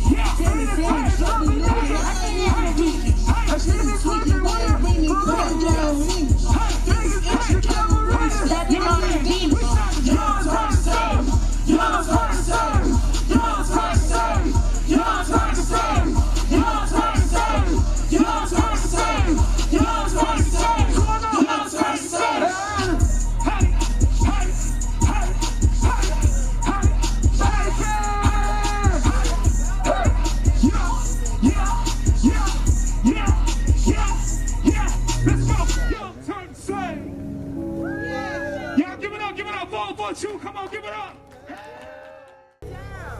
All right, now that was amazing, and they are right. We are just vibing here at the White House lawn for Juneteenth, commemorating the third year of it being a federal holiday, even though we've been celebrating it in our households and across the world for eons. So let's just give another round of applause for the 404 True, because they did that. All right, now the next the person I'm bringing onto the stage, the wonderful Coffee Right. Woo! Thank you. It is awesome. We are at the White House. Woo! Juneteenth 2024. We did it. All 50 states are here representing their states. The state directors and came. Everybody's showing up and showing out. And I just want to give my thanks to God. I want to give my thanks to the late Reverend Dr. Ronald Myers for putting us all together, bringing us together, and his dream coming true. I want to give my thanks to our president, Steve Williams. Wherever you are, I know he's somewhere busy, but thank you, President Steve Williams, for picking up the ball and keeping it bouncing. We are here, we did it, and we're going to keep on doing it. Right now, I'd like to read to you the National Juneteenth Anthem. These beautiful queens right here representing their states. We have Miss Willie Williams from Albuquerque, New Mexico, and also Omaha, Nebraska. Shout out to my states. Woo! Righty, and here? Hi, I'm Charlotte Carpenter. I represent Ellipes, LaFleur County, Mississippi, and Memphis, Tennessee, and I support Atlanta. Woo! Woo! I'm from St. Louis family. That's right. You know St. Louis. On the map, we're in the middle. Shout out to St. Louis and all the Juneteenths. Thank you so much. Well, the Juneteenth National Anthem. Up anxiously all night, New Year's Eve, awaiting to learn what our fate would be. Millions of prayers went up for the blessings to come down. Pleading to God, remove those shackles from our ankles now. Excited when it was announced, January 1st, 1863, President Lincoln signed the Emancipation Proclamation. Slavery will be abolished, read that documentation. April the 9th, 1865, the colored troops and the enslaved people helped to win that Civil War. No masters, no whips, no free labor, no chains, no slave ships, no more. Last state notified 1865 in the 10th of June. Yes, freedom, freedom, all Africans' freedom was well overdue. December 6, 1865, the 13th Amendment ratified, abolishing slavery in this nation, cease human sales and forced labor on every plantation. Our ancestors' works, fights, and deaths should never be in vain. From this day forward, we uphold strength in our name. Recorded no official day, but we acknowledge the entire week. proudly celebrate our independence all 7 days, worldly recognized. We honor Juneteenth. All things Juneteenth, family. All things Juneteenth. All things Juneteenth. State, whatever state you're representing. I got to send a special shout out once again to all the state directors for the United States and the ones that's come afar from Africa, from everywhere, all over this world, really. We got people from other countries. I mentioned Dr. Mize, and I feel the sun shining, so I know he heard our voice. Thank you, family. I'm Coffee Right, and that's right, I said it. Continue. Thank you, Mr. Bob Johnson from ATL for coming, showing up with the most. Mr. Bob Johnson does the largest Juneteenth, so he really keep it going. The largest Juneteenth in the nation. Thank you so much, and you can let them know about the event. I don't want to miss any details, but once again, I'm Coffee Right, and that's right, I said. That's right. Woo! All right, that was amazing and powerful. Can we give another round of applause, please? That was powerful.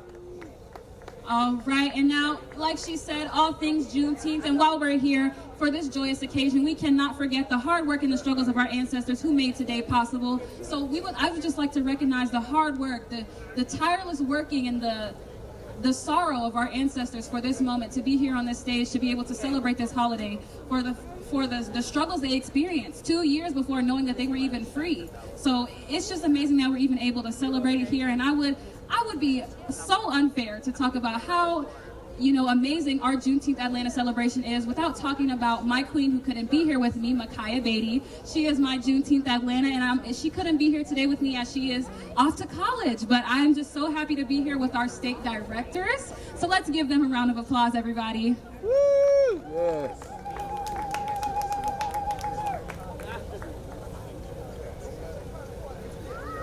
All right, and actually, before we introduce our state directors, I would like to introduce Miss Nita Thompson here for World Sickle Cell Day that also shares the same date as Juneteenth. Woo! Greetings all. I am the National Juneteenth Observance Foundation Sickle Cell Bone Marrow and Cord Blood Commission Chair. As a Californian and a sickle cell pain advocate and educator, I have to drive 94 miles one way so my patient can get her medicine. Some people have to drive across state lines to get medicine. We also have to make sure we count our pills at the counter because many people found out that they were shortchanged their pain pills. I stay with my patients in the emergency department because it's hard enough going through sickle cell disease alone, but it's also traumatic. Our doctors continuously misdiagnose people with sickle cell. There are over 1,500 different types of sickle cell globally. They also mistreat our patients and tell them instead, you're not in pain, you're a drug addict coming here to get pain, to get high. Then they say, you don't have sickle cell disease, you have sickle cell trait and thalassemia trait. The ignorance of that is, if you have two traits, you have the disease. I personally am fighting today, yesterday, and tomorrow for several people who are diagnosed with sickle thalassemia. We ask the doctors to look at their blood through a microscope, and they will see that the blood cells are smaller. That's one way to find out we have thalassemia. They also tell us that if you have thalassemia, you can't because you're not white. There is so much craziness that goes along with this disease. Advocates continuously will educate the doctors, and once more, we'd like to invite them to come and learn online from the experts. Instead of the doctors giving them pain pills, they'll give them blood pressure medicine so their blood pressure will go down. But the blood pressure will never go down because they are in pain unless you understand and treat the pain. The blood pressure stay up. And when that happens, our people are having strokes and heart attacks given to them just by the doctors because, again, they don't believe they're in pain. They also cause our warriors to have to be on dialysis. They give our people iron. Iron should never be given to sickle cell patients, thalassemia patients, because it hardens the organs. But then after they give iron to, and our people die, they say, oh, they died from organ failure, when actually they gave them medicine that will actually hurt or kill them. Our people also, many suffer from chronic leg pain and ulcers and abundance of stress.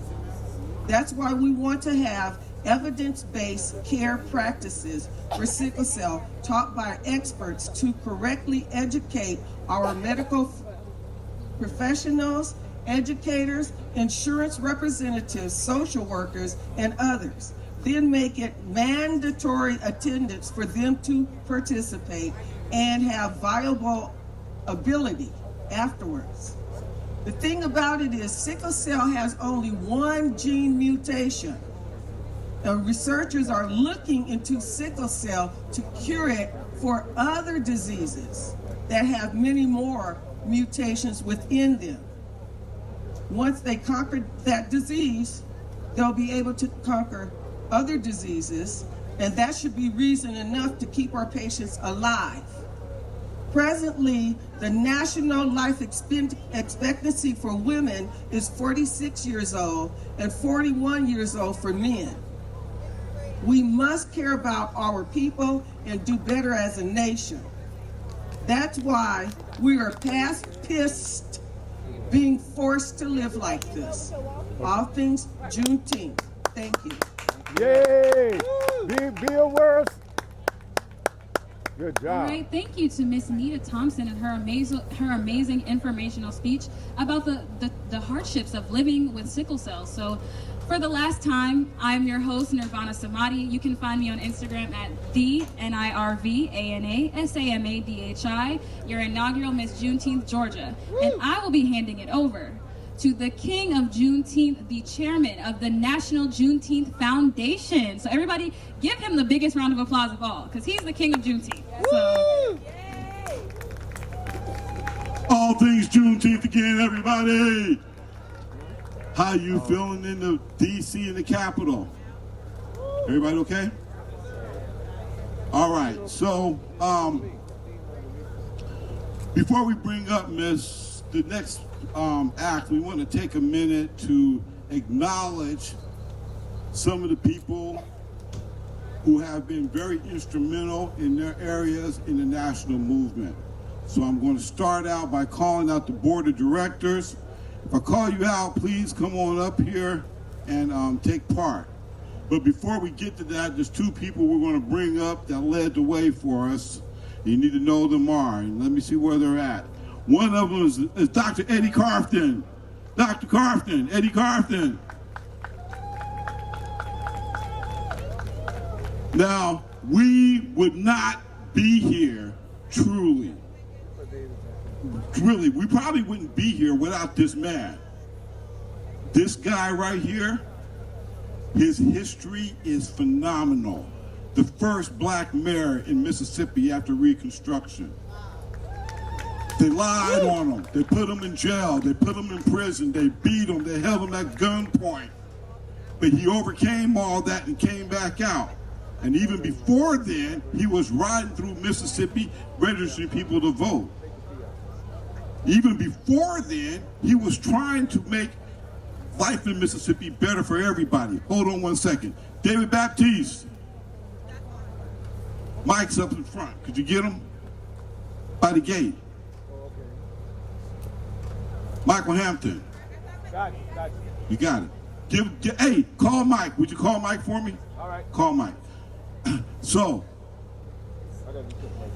amongst other things, while he was traveling around the country talking back in the 80s, he went up to the University of Wisconsin and gave a talk about what was happening in the poorest place in America, Holmes County, Mississippi, Chula, Mississippi. And there's a young man by the name of Ron Myers. He wasn't even a reverend yet. He says, Ron Myers, doctor. Dr. Myers, he got in, told Dr. Myers, and Doc came down to Chula, Mississippi. So now, that's one of the foundations, and I wouldn't have been here. On our right hand, one of the person who helped Dr. Myers a lot, our vice chair, Miss D. Evans. D. Evans, can you, yeah? All right. I'm coming. That's right. I said it. Now, we have another person who's the state director, the only person with 2 states, Miss Willie Williams, Nebraska and New Mexico. Woo! Willie, where you at? She's coming. She lives in both states. She's talking. She's coming right here. Here she comes. Okay. We also have another person here who is what I call ready, fire, aim, but she always gets the job done and seems to hit the spot. And she travels around the country, but she always thinks that nobody respects her or thinks about her. But we all love her because she does such a wonderful job. We do. And that would be our own at-large, Miss Juneteenth at-large, Charlotte Carpenter.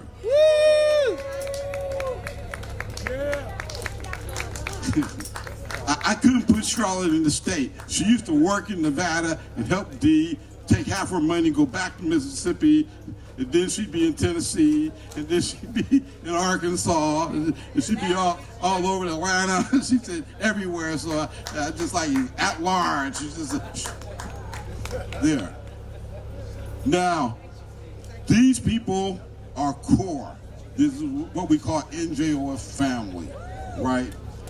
Hardcore Juneteenth people, everybody up here pulled by the Reverend Ronald V. Myers, Senior MD, assigned to their task. They've been doing their task. Doc's been gone for since 2018 now, 6 years, you know, and we're still here. We're executing his dream. We're working on the things that he said that was there, but we want you guys to know that the battle is not finished. Many times I spent talking with Doc. We knew once we got the holiday, the real battle start with making America know where we're at. Everything counts. This event last year, we had a little stage and 15 people, literally, right? This year, we got a bigger stage, more people. Next year, we're gonna blow it out. All right, we're gonna turn this sucker out.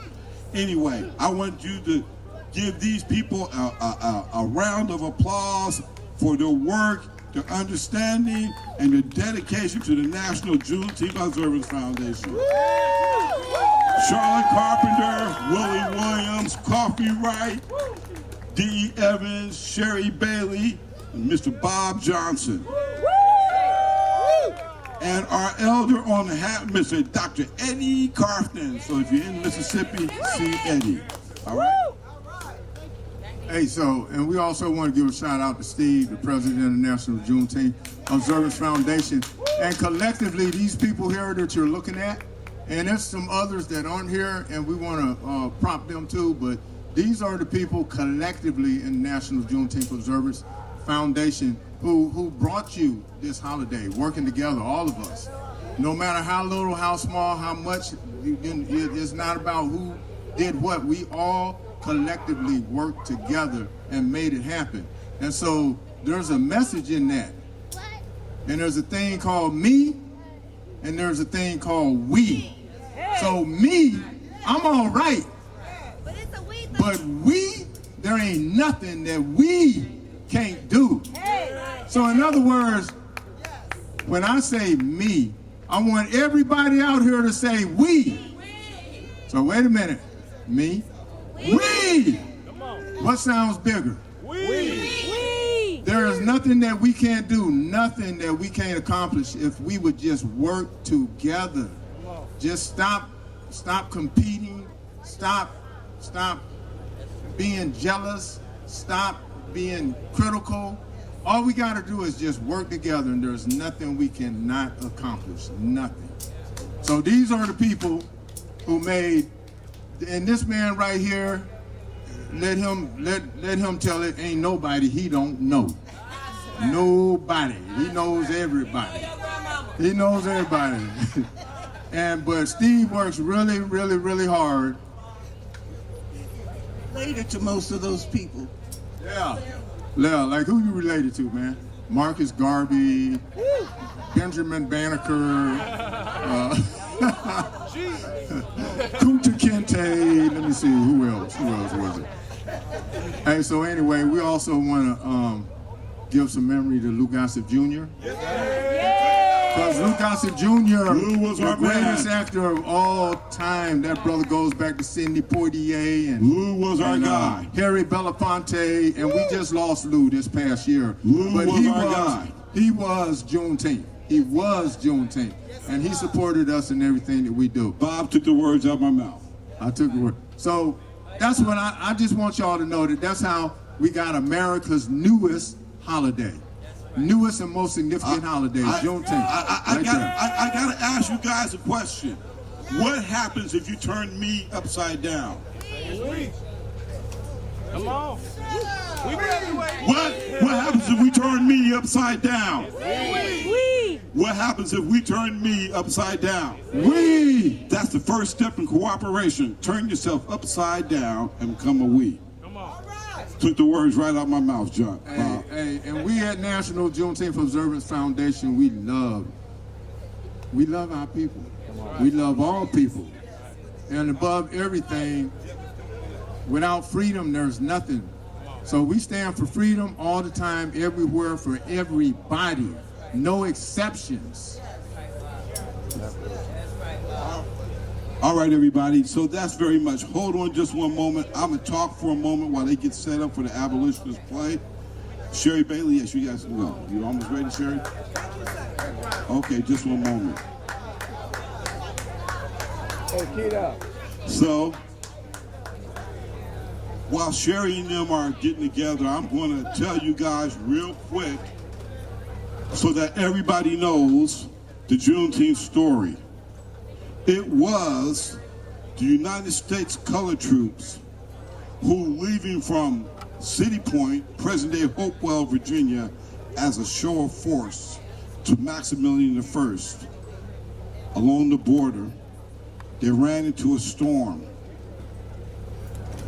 As Lieutenant Governor of Virginia told us just a couple of weeks ago, on May 25th, God troubled the waters and directed these men to land in Galveston, a place where they knew they were free.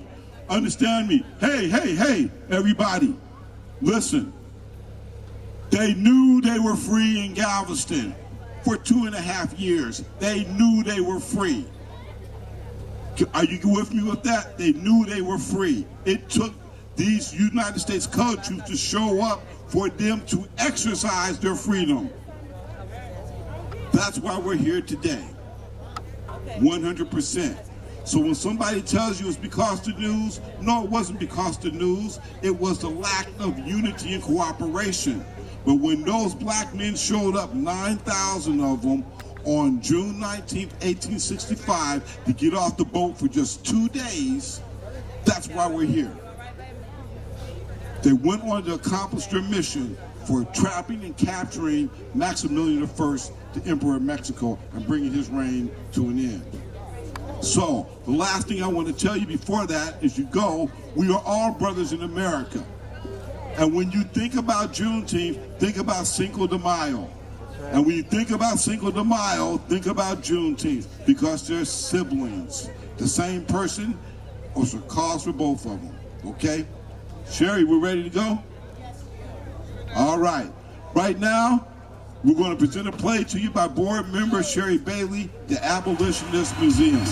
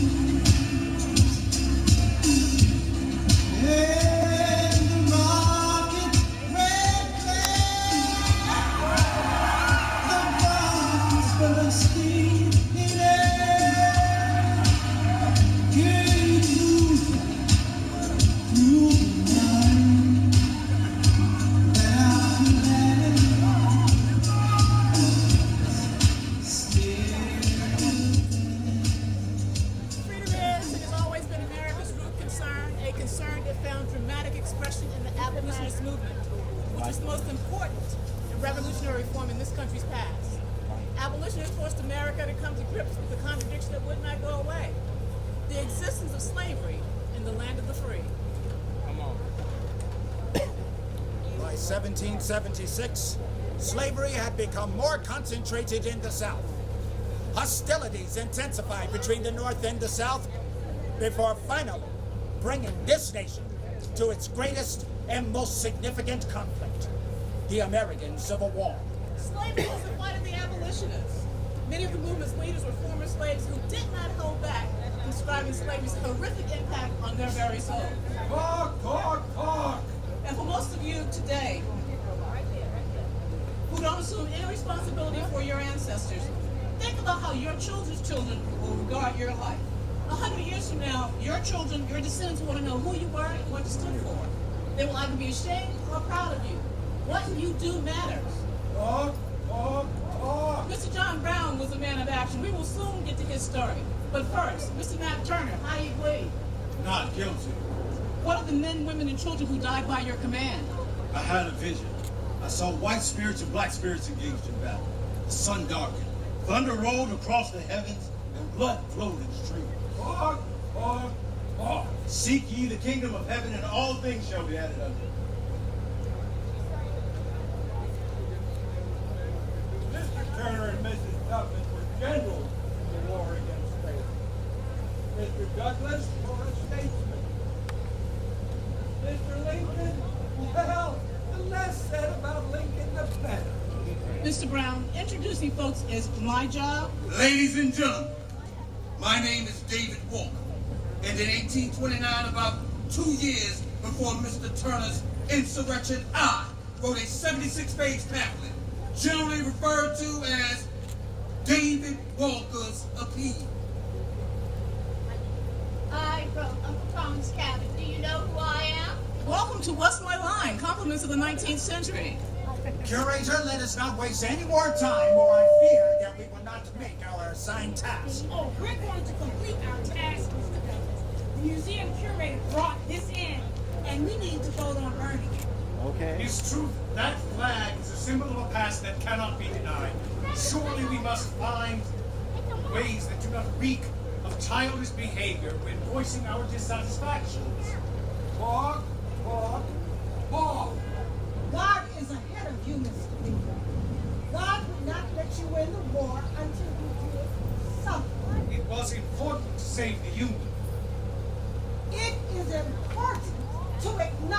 what we propose by burning this flag. That's right. Mrs. Tubman, you already know what your vote is, and it is to burn this flag. To burn that flag is sure to inflame the hearts of those who hold that cloth near and dear to their hearts. The American Colonization Society was in full swing by the late 1830s. Many people believed that the former slaves would never be able to forgive their former owners. Despite how they got here, Negroes were never happy with the idea of going back to Africa. As early as 1817, there were many sharp objections to colonization by prominent Negro leaders. Colonization was a hot topic. It can be likened to the emotions created for us in the 20th century with affirmative action. Affirmative action. I like the sound of that. In a direct challenge to the Take Them Back to Africa movement came a disquieting document with a lengthy title. David Walker's appeal to the colored citizens of the world, but in particular and very expressly to those of the United States of America. It was generally shortened to David Walker's appeal. His self-taught author was a dealer in clothes, new and secondhand. He left Bloomington, North Carolina to settle in Boston. History now regards David Walker as the Malcolm X of the 1830s. Remember, Americans, we must and shall be free, and as enlightened as you are. Shall we not wait until we shall, under God, obtain our liberty by the crushing arm of power? Will it not be dreadful for you? I speak, Americans, for your own good. David Walker's appeal ran into 3 editions in 1829 and 1831. It was a call to militant action and it frightened white America badly. Hastily worded laws were fashioned to be able to stop the distribution of pamphlets. Why are Americans so fearfully terrified respecting my book of appeal? Why do they search vessels when entering the harbors of tyrannical states to see if my book can be found? Is it for fear that my brethren might discover the righteous path to freedom? David Walker wrote, the Americans proclaim to the world to be a happy, enlightened, humane, and Christian people. All the citizens proclaim that all they have is the country enjoy equal rights. Enough of this talk. Mr. Brown, please, let me do my job. Now, as I was saying, David Walker used words as an act of militancy. Let's go what he says in the pamphlet's preamble. We know what the pamphlets say. What we need to be discussing right now is this flag. We'll get to that, Miss True. Just hold on. I am fully aware in making this appeal to my much afflicted and suffering brother that I might not only be assailed by those whose greatest earthly desires are to keep us in abject ignorance and wretchedness, and who are of the firm conviction that heaven have designed us and our children to be slaves and beasts of burden to them and their children. Can our condition be any worse? Can it be more mean and abject? Can it be better? Although it may appear worse at first. But against all accusations preferred against me, I appeal to heaven for my motive in writing, who knows that my object is, if possible, to awaken in the afflicted, degraded breasts of my slumbering brethren a spirit of inquiry and investigation respecting the miseries and wretchedness of this Republican land of liberty. Oh, save us, we pray thee, O God, of heaven and earth, from the devouring hands of the white Christian. O thou Alpha and Omega, the beginning and the end, enthroned thou art in heaven above, and surrounded by angels there. Sweet Lord, sweet chariot, coming for to carry me home. Black as night, head as bold, she slipped across the Mason-Dixon line and headed for a rendezvous point in the old slave South. With revolver in hand, she moved softly across the fields and through the forest, moved from tree to tree, ditch to ditch. From time to time, she froze in her tracks, forewarned by a personal radar that never failed. A broken twig, the neigh of a horse, a cough, a sneeze, all set signals, and so she halted, listening, waiting, her body tense for attack. There was a price on her head. The slightest mistake could mean death.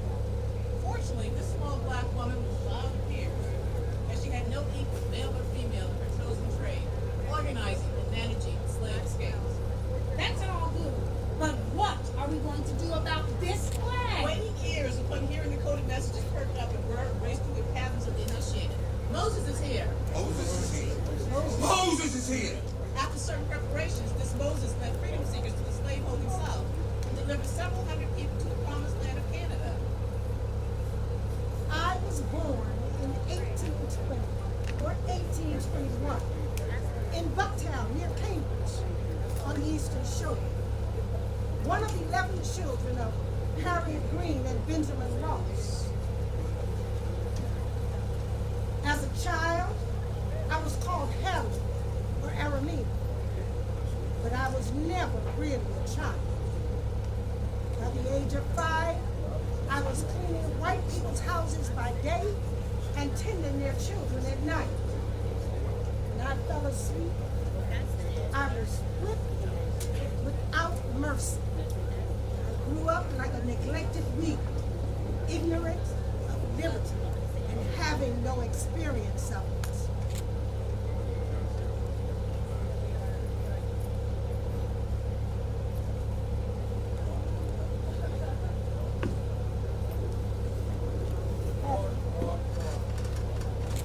John Brown, you know me, and you know I do more than just talk. But now, here, this is my moment, and I will do with it as I please. Apologies, man. I had 2 sisters carried away in a chain gang. One of them left behind 2 children. We were always uneasy. Slavery is the next thing to hell. If a person would enslave another, he would be, it appears to me, as evil as the devil himself. Harriet was by all accounts, a Smith overseers who could not fulfill her rebellious will. On one occasion, a male slave decided to go into town. The slave was followed by an overseer, who was followed by Harriet. The overseer cornered the man in the corner and called on Harriet for aid. Only 13, she went to the aid of the black man. When the man dashed to the door, Harriet decided to shield him. Enraged, the overseer picked up the rock and flung it at the escaping man. The rock tore a hole in her skull. Her weak, suffering, hovered between life and death. Slowly she began to recover. So continued the good work of one of God's most courageous warriors, justice and freedom. After this incident, Harriet Tubman was to suffer from what was called stupor or sleeping sickness. Sometimes she would fall asleep in the middle of a conversation and soon after wake up at the precise point where she left off. During my lengthy convalescence, I developed a deep and intense personal religious faith. I'd always been a dreamy and whimsical child, but now I gave myself wholly to God, praying without ceasing. I began to have dreams of a line across which there was freedom and human dignity. Upon learning that my master was planning to sell me, I decided to run away. I tried to persuade my brothers to accompany me, but they refused. So she set out alone in the summer of 1849, traveled at night until she reached Philadelphia. Liberty or death. I could not have one, then I would have the other. For no man should take me alive. On her first day in freedom, Harriet looked at her hands to see if she was the same person now that she was free. There was a glory over everything. The sun came like gold through the trees and over the fields. But there was a shadow in Harriet's Eden. She immediately perceived with startling clarity that she could never be free unless her people were free. So resolving, Harriet Tubman dedicated herself to the complete emancipation of her people. Between trips, I accumulated money by working as a cook, maid, field worker. Since I could neither read nor write, I employed Northern Confederates to write coded letters to freed Negroes in sympathetic rights. By the time the slave party was contacted, I began to collect the tools of my trade. Hatchet, fresh ammunition, and fake passes for slaves of various descriptions, and paradora to keep the babies from crying. General Tuttle was very strict about time. Once a slave admitted to attempting to escape, it was freedom or death. On several occasions, slaves collapsed and said they were tired, sick, scared. You go, you die here. Dead folks, no tell, no tales.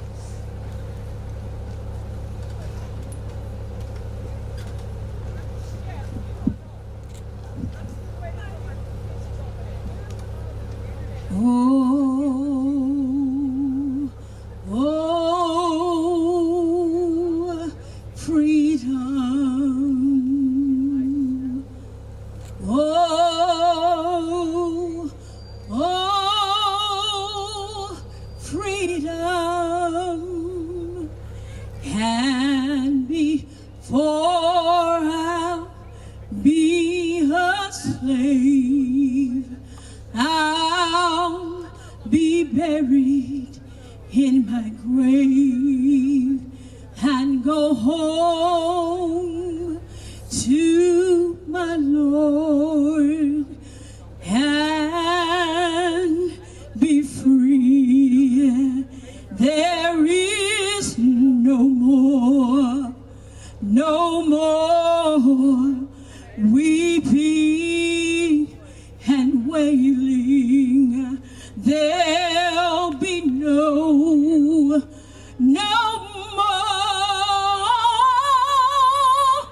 weeping and wailing. There is no more weeping and wailing. I'm going home to live with God. Oh, oh, oh, freedom is so freedom, freedom over me. And before I'll be a slave, I'll be buried in my grave and go home to live and go home to live and go home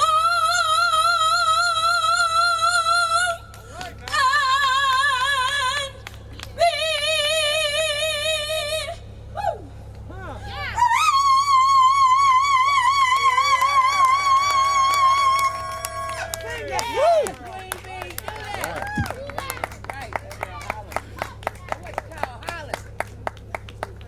Harriet Tubman provided me with much secret information, much useful information about secret highways of life. I was one of David Walker's early supporters. I gave money for the publication of his pamphlet. Mr. Brown, I was just about to formally introduce you.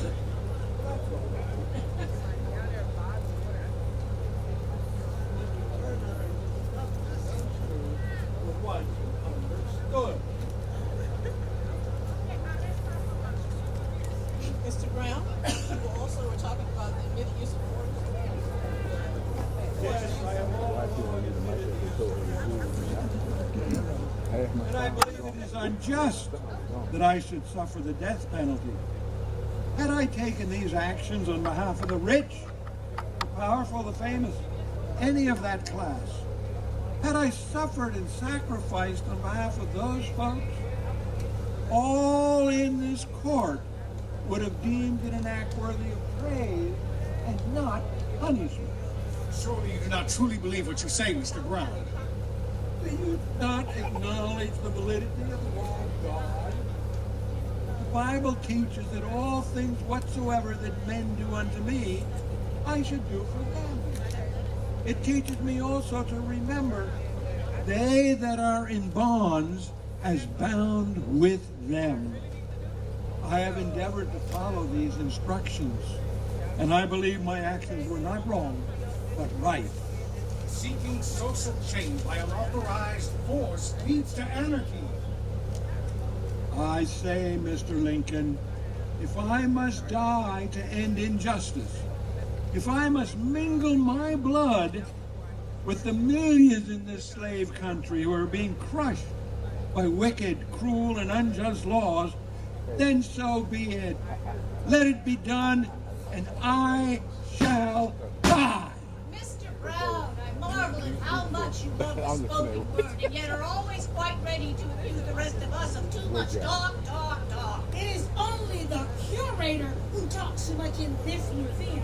We need to get on with this flag business right now. Yes. Curator, you have lost control of these proceedings. October 17, 1859, with God and 21 men, John Brown invaded the Commonwealth of Virginia, captured the town of Harper's Ferry, and seized the U.S. arsenal and freed some 50 slaves. Some said he was mad. Others said he was a fool. But to many, he was a saint. A misguided fanatic. John Brown was the most of a man naturally I ever met. More than any other white man in America's history, John Brown was consumed, literally consumed with the idea of black liberation. John Brown's zeal in the cause of freedom was infinitely superior to mine. Mine was the taper light, his the burning sun.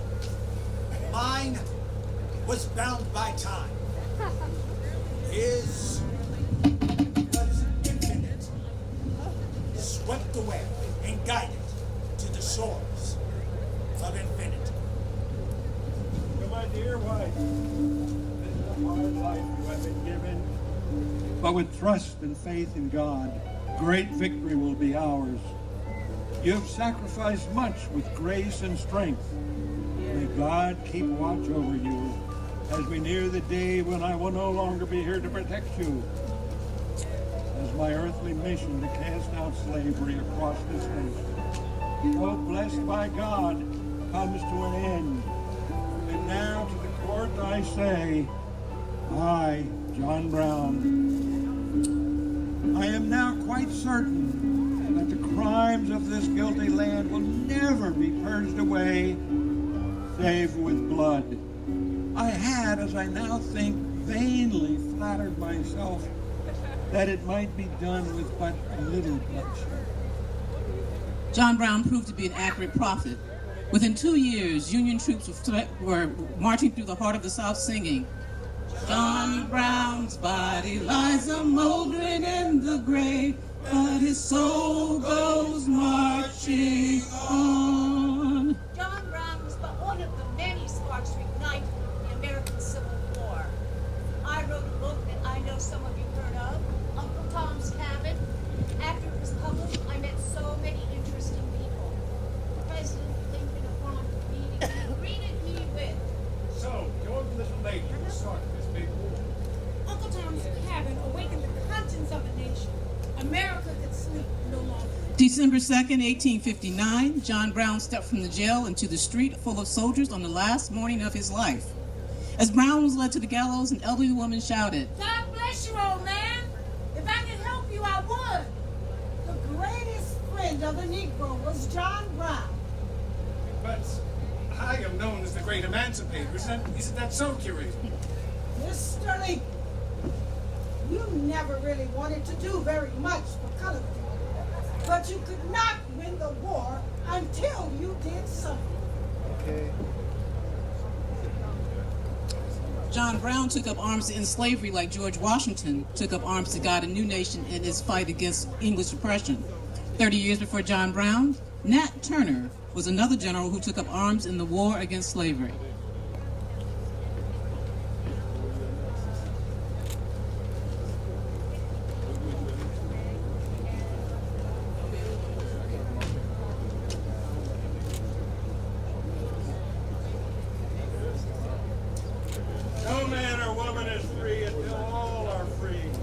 No man or woman is free until all are free. No man or woman is free until all are free. John Brown was the most famous abolitionist in the 1800s. Every Negro, without exception, admired John Brown's willingness to die for his beliefs that were based on the simple truth that enslavement of any human being by another was morally wrong. Amen to that. Correction! John Brown was the most famous white abolitionist of the 1800s. Nat Turner was the most famous abolitionist of all. Neither John Brown nor Nat Turner is to be admired for his violent methods and unrepentant nature. How come you're the only one with the right to fight? I believe that one of the reasons God entrusted me with Uncle Tom's story was to force white people to look at the plight of good, kind Negroes being denied their basic human rights. Despite John Brown's popularity in today's mind, the most famous abolitionist of the 1800s was Frederick Douglass. Mr. Douglass was a Reverend Dr. Martin Luther King of his day. August 1859, I spent 2 days pleading with him going to get Harper's Ferry. One must be prepared to meet God from the end of the rope. This frightens me. I believe that freedom must be demanded. But there is more than one way to make a demand. And some ways are just more effective than others. Well said, Mr. Douglas. Well said. Write it down. Words make worthy weapons. A flame to this flag would make a worthy weapon. Burn it! No! It is the time to stop all of this talking and come into action. Mr. Turner, are you with us? Once the sign is received, action must be taken. Nat Turner was a man of God, known as the prophet. He traveled from farm to farm in Southampton County, Virginia, preaching to the enslaved and oppressed.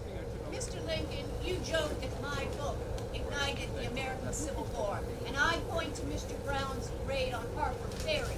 But we all know it was the 1831 Nat Turner insurrection, which started with the deaths of almost 60 white men, women, and children, that signaled the end of slavery would likely only come with great bloodshed. I was marked for God's work at birth. At the age of 4, I read the Old Testament. Soon I could write. No one taught me this. My friends and family, they could not read or write, and there were laws that made it unlawful for whites who felt so inclined to teach Africans to do so. Nat Turner, perhaps more than any other figure in this museum, has been much maligned by history's telling of his story. He struck a blow against slavery and crippled the beast. Mr. Walker, I knew of your pamphlet, but there was no copy of it that existed during my time in Southampton County. Brother Nat, it was a call to action, and you answered with a mighty force of action. John Brown, David Walker, Nat Turner, the Father, the Son, and the Holy Ghost. My only days as a free man were spent in a nearby woods called the Great Dismal Swamp for 6 weeks. Freedom of my mind, freedom of my mind. I've got freedom of my mind. My body was bound, hands, feet, and mouth. Master had me down, thought life was bound, but I've got freedom, I've got freedom, I've got freedom of my mind. Mr. Turner's insurrection, yes, was carried out as one would perform a mission for God. From an early age, he was a dreamy and indrawn child, given to seeing visions and hearing voices from the heavens. That is how it was with me as a child. Myself as well. And as you listen about the details of the lives of these abolitionists, you will notice many similarities in their backgrounds and beliefs. Curator, you have told everyone's story here except mine. Ain't too much been said about me, but that's all right. As long as I'm in God's light, all's good. And except for Uncle Tom's cabin, nothing much ever gets said about me. I wrote over 17 books, numerous essays, and many, many letters. And not much gets said about me to these tour groups. But I guess the assumption is everyone already knows as much as they need to know about Honest Abe. If you don't mind, Curator, I would like to tell my story. Be my guest, sir. Ladies and gentlemen, I come before you in this immense assembly as a thief and a robber. This head, these limbs, and this body have all been stolen by my master. And I ran off. Well said, Mr. Douglas, well said. Thank you, Mrs. Stone. By the way, my autobiography narrative of Frederick Douglass, The Life of an American Slave, was the real account of what you fictionalized in your Uncle Tom's Cabin. And to put things in context about what a mega hit Mrs. Stowe's book was, in the 4 years leading up to the Civil War, the only book outselling the Uncle Tom's Cabin was the Bible. I'm telling you, it started a war. Mr. Lincoln, pardon, but if you think you could actually save the Union without freeing one slave, then you were deeply misguided. Misguided? Me? Abraham Lincoln was America's 16th president, and many believe one of its greatest. He rose above personal reservations and did the morally correct and logical thing by signing several drafts of the Emancipation Proclamation.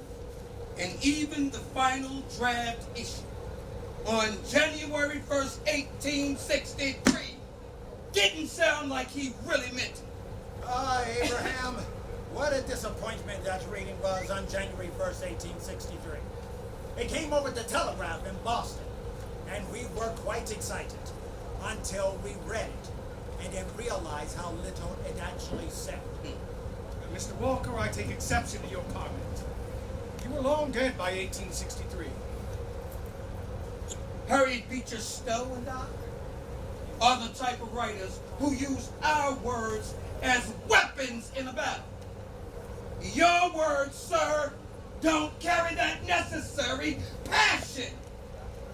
On November 19th, 1863, President Lincoln spoke at Gettysburg in the dedication of a national cemetery. In a few brief remarks, he summed up a nation's pain and hope.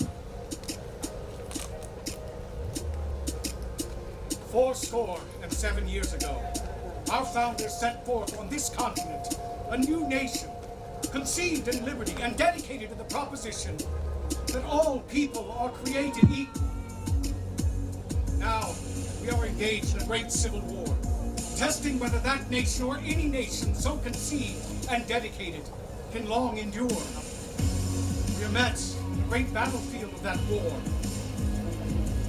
We have come to dedicate a portion of that field as a final resting place for those here who gave their lives that that nation might live.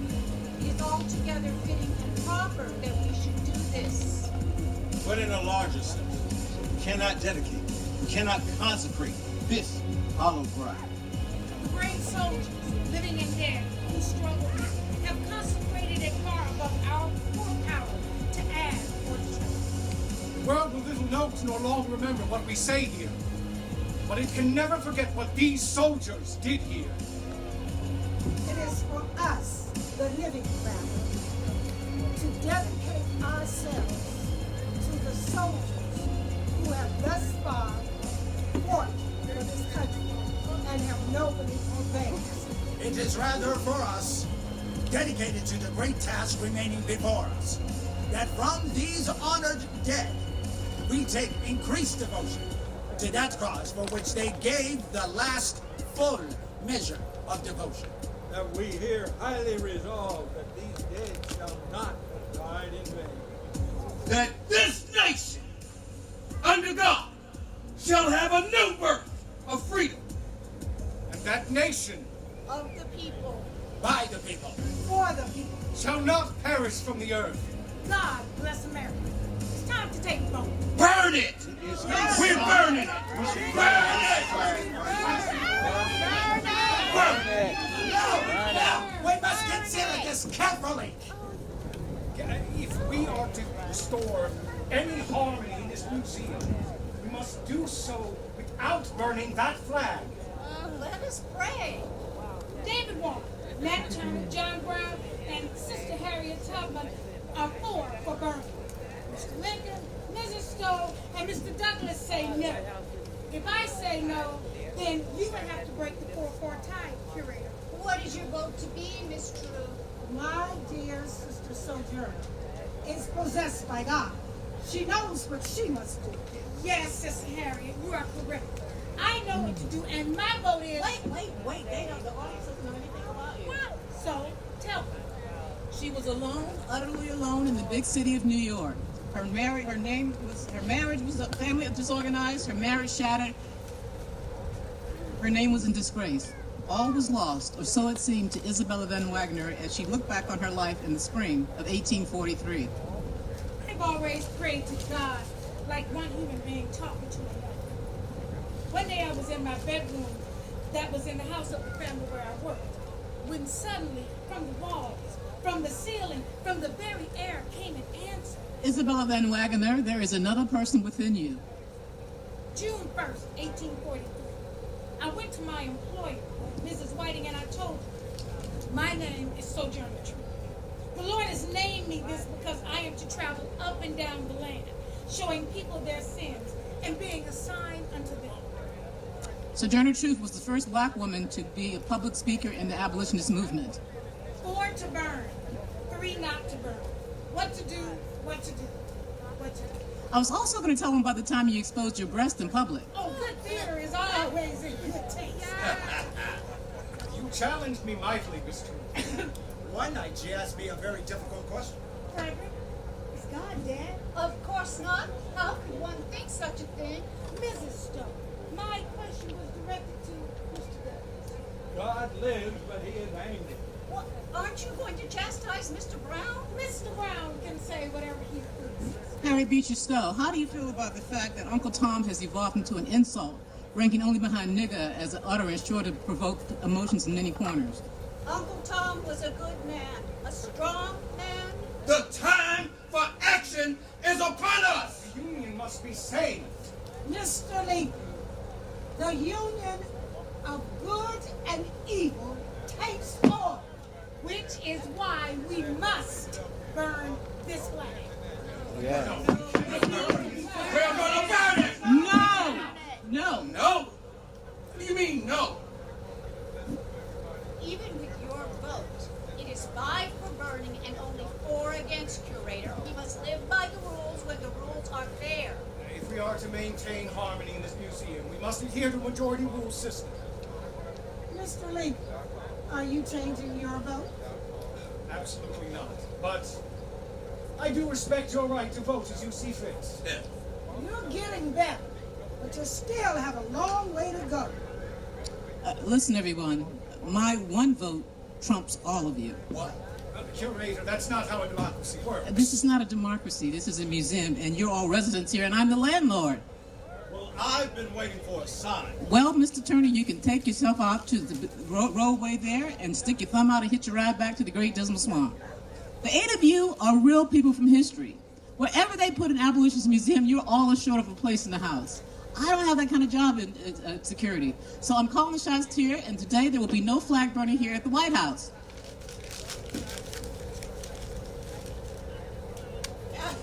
Okay, folks, it's time to go home.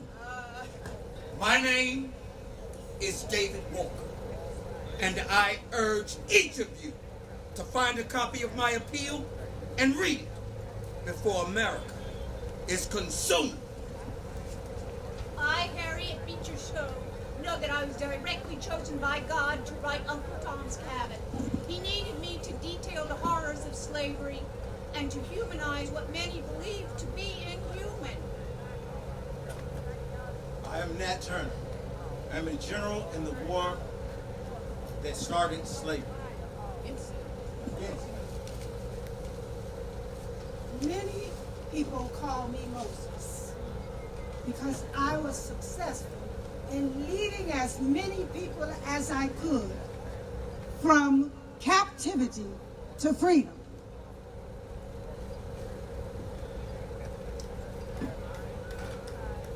I, John Brown, came to understand that slavery was not only a black problem, but also a white problem. I, Abraham Lincoln, finally came to understand that slavery had to end in order to create a more perfect union. We must find ways to heal our wounds and join hands. God gave me the name Sojourner Truth and told me that it is always a journey to the truth, and the truth will not be denied. Stay wise and thrive, my friends. We don't need the curator's permission to do what we must do. That's right. What I'd like to know is how we go about getting a new curator. Here we go. Time to go. We must learn to trust in duly elected and appointed officials to do their jobs properly. Every time you say something ridiculous like that, Mr. Lincoln, makes me wonder why they ever considered you America's greatest president. The sign has been given.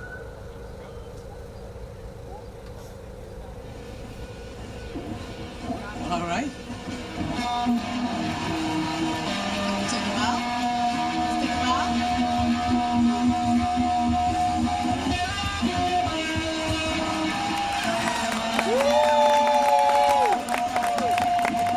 Thank you.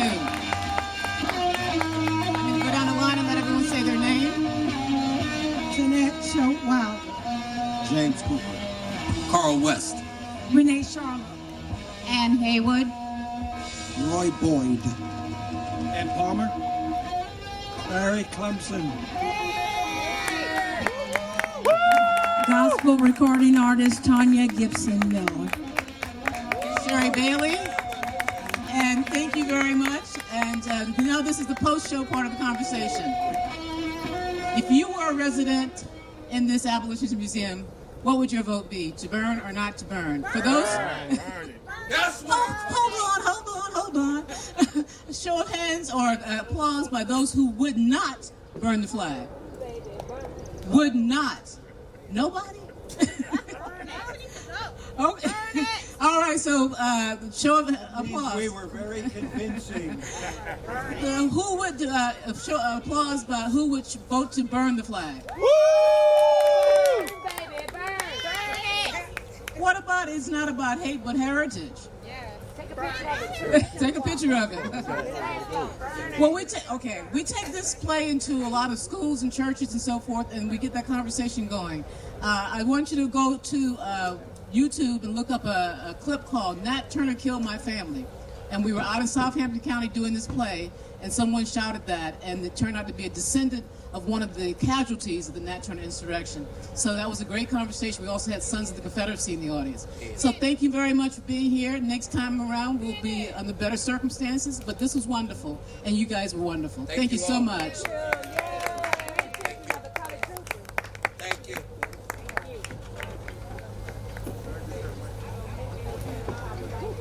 That was fantastic, wasn't it?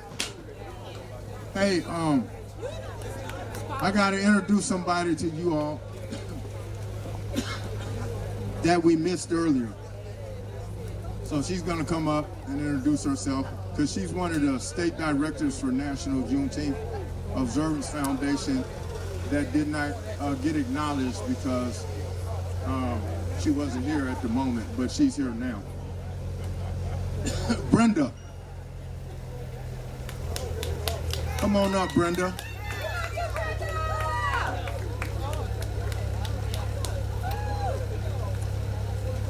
So, this is our National Juneteenth Observance Foundation State Director of Alabama,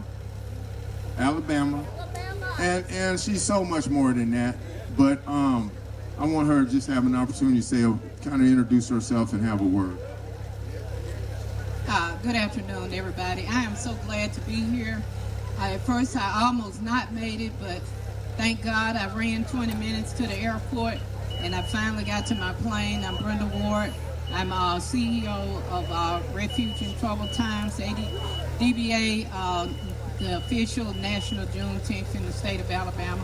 I helped walk with Miss Opal Lee for 3 years that she came to Birmingham, and I was so excited because we were able to get a lot of things done and eventually got the bill passed that you all are enjoying so much today on this June 19th. Aren't y'all excited to have that day off? Are you all excited to have June 19th off? I am, and I'm retired. I'm glad for you all. So I'm going to not take up too much time, but I'm happy to be here, and I'm happy to see all the people that came out and that has stayed with us the whole while. Thank you, thank you, thank you, and God bless us all. So Brenda is another one of those state directors and National Juneteenth Observance Foundation members that worked hard together with everyone else to make Juneteenth a national holiday. She's a part of that effort and that success. Queens from Alabama. That's right. Leslie, go ahead and make your announcement, please. Right. Coming all the way from Ghana, we have Lord Boam, the NDC parliamentary constituent potential candidate for Prue East constituency. Lord Boam. Woo!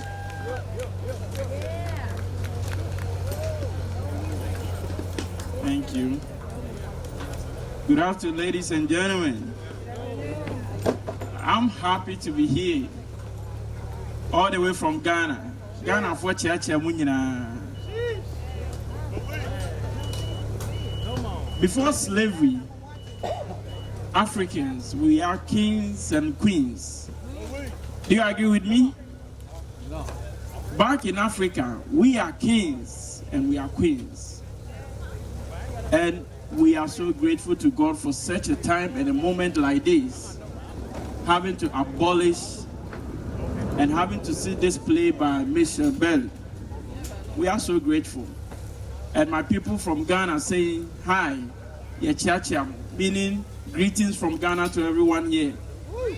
Greetings from Prue East to all the people here. Prue East happens to be a constituency in Ghana and quite deprived. I happen to come all the way from that place to this place, to Juneteenth, and I'm grateful for such opportunity. As introduced by Leslie, my name is Emmanuel Buam, affectionately called Lord Buam. I hail from Prue East, a small constituency, a village in Ghana. In the northern and the Bono East, in between, we are there. We are located quite right there. I am deeply honored and humbled to be here. Before today, Prue East and everyone in Ghana is so elated. The occasion holds profound significance on we commemorating Juneteenth, a pivotal moment in the American history, marking the end of slavery and celebrating the ending spirit of freedom and equality. The event commemorating Juneteenth reminds us of the resilience of the human spirit in the face of adversity. It is a testament to our collective journey towards a future where every individual, regardless of background or circumstance, can aspire to achieve their future potential. For me, Emmanuel Buam, as many affectionately call me Lord Buam, this invitation symbolizes the bridging of continental and cultures, from the lush landscape of Prue East cultures and to the hallowed walls of this esteemed gathering. I bring with me the aspirations and achievements of my community, a community striving to progress and empowered in unity. Today, standing in the historic platform, I pledge to amplify the voices and aspirations of Pro-East. Our goal is clear: to forge deeper bonds of friendship and mutual respect between Pro-East region of Ghana and the United States of America. Though effective dialogue and strategic collaboration, we seek to attract investments that will enhance the lives of our people and transform Pro-East into a hub of opportunities in destinations of sustainable education, health, agriculture, tourism, and industrialization. Modern-day slavery persists under the guise of political leadership across the globe, evident in various forms, from exploitation, labor practices to human trafficking. This injustice highlights systematic failures perpetuated by political agenda. Economic disparities and tax irregularities enable corporations to exploit vulnerable population, while inadequate government turns a blind eye to human rights abuses. Addressing these injustices, a concreted effort to hold leaders accountable, strengthen legal framework, and empower marginalized communities. Only through collective action and ethical governance can we dismantle the chains of modern-day slavery and ensure dignity in freedom for all. I have dedicated myself to transforming Pro-East into a beacon of social economic development. Together with my fellow Ghanaians, we have cultivated economic growth, empowered our youth, and fostered a community where resilience and progress thrive.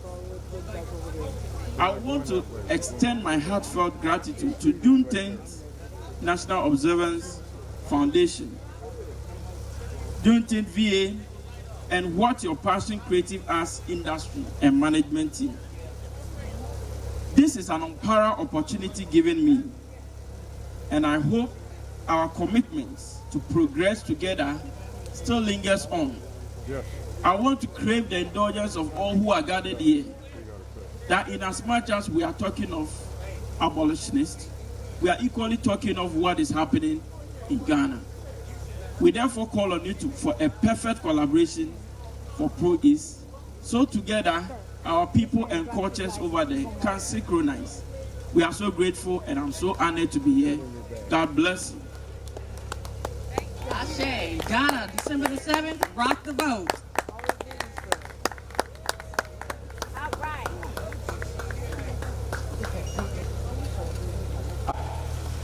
From Alaska, we have Winter Arthur Allen from Homer, Alaska. Ed Wesley from Anchorage, Alaska. Woo!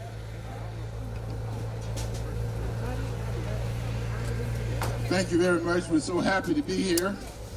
We bring warmth from Alaska. No pun intended. One of our participants' name is Winter. With us from Alaska, and we also have Andre. We're here to celebrate Juneteenth. In 1860, 60% of the wealth in this country came on the back of the enslaved African Americans. Immediately after the Civil War,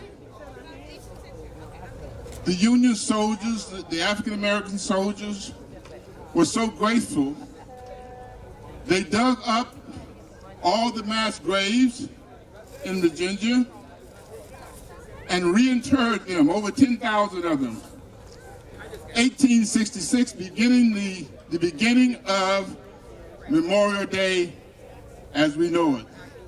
We have to remember that African Americans created Memorial Day, and we need to celebrate that. The last thing that I want to say is that after the Civil War, the Buffalo Soldiers was created to to help rebuild America. And that they did. In 1898, the Buffalo Soldiers fought in the Spanish-American War.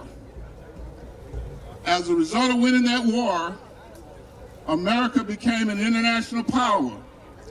We received Guam, Puerto Rico, and the Philippines.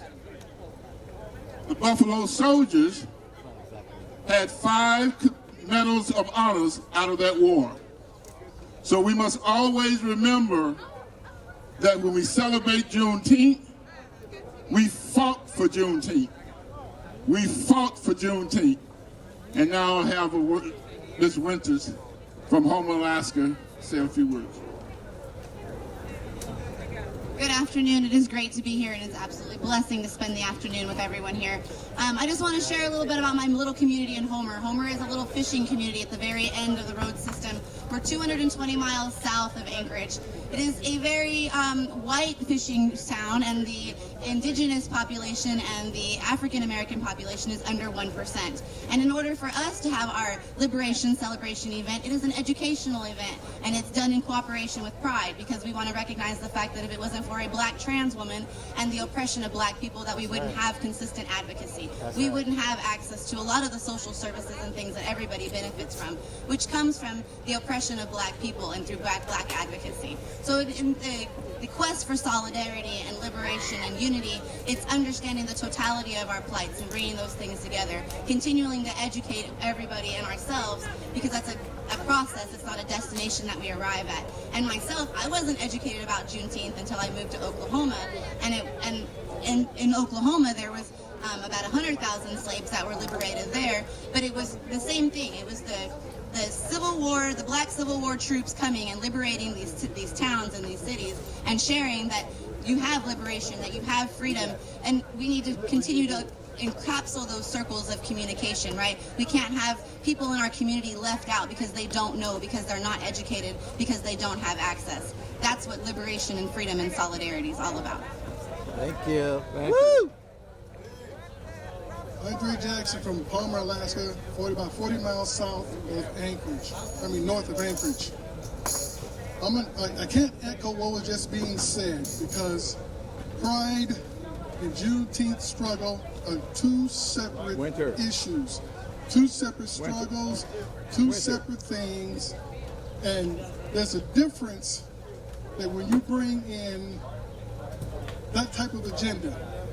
Now, Juneteenth is about the recovery of America, how we as American people overcame obstacles. And I hate to say this, but just because the grandmother of Juneteenth, her gayness had nothing to do with getting the holiday itself. It should not be celebrated. And we in the Palmer community, we don't exclude anybody, but when it comes to Juneteenth, just like the 4th of July, you don't have other agendas to celebrate the 4th of July. The 4th of July has its own purpose. Juneteenth has its own purpose. And when you whitewash it, you really whitewash it, and you kind of disenfranchise the heritage that people have fought for so many years. People have died. And it's not a black holiday, it's an American holiday that we've overcome the struggles that this country's been, and we still got a long ways to go. We have not fixed the issues with civil rights yet for African Americans. So to bring other agendas into a celebration that's dealing with slavery, slavery is something totally different than how a person wants to be identified. As a black male, I cannot change my color. You would not know what my sex is or my sexual preference is unless I told you or I showed you. I do not go around prancing around, letting people know that I'm a heterosexual, that I'm married, and I have a wife and kids. That's not that important. The important thing is that I fight for what's right. That's right. Dr. King, right-hand man, Ruskin, was a homosexual. Not one time did he try to push that agenda in the civil rights movement. I guarantee you that nobody out here publicly, or even if you go somewhere in the public library, that you can find one instance that Dr. King would have approved of his behavior or approved of his agenda. Now, there's one situation where he talked to a young 14-year-old boy about it, but he was counseling him in a spiritual sense.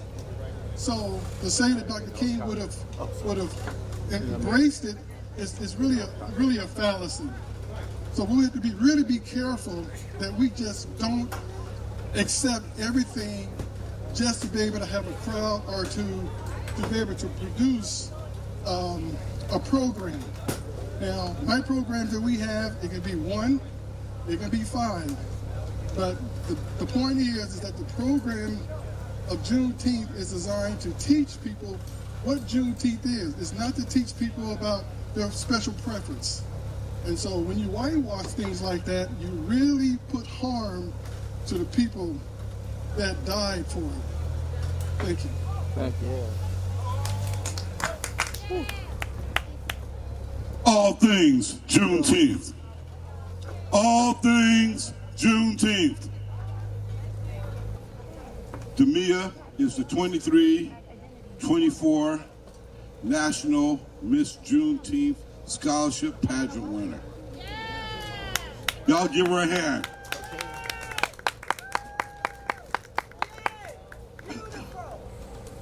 Par 1 hard-fought competition in Atlanta.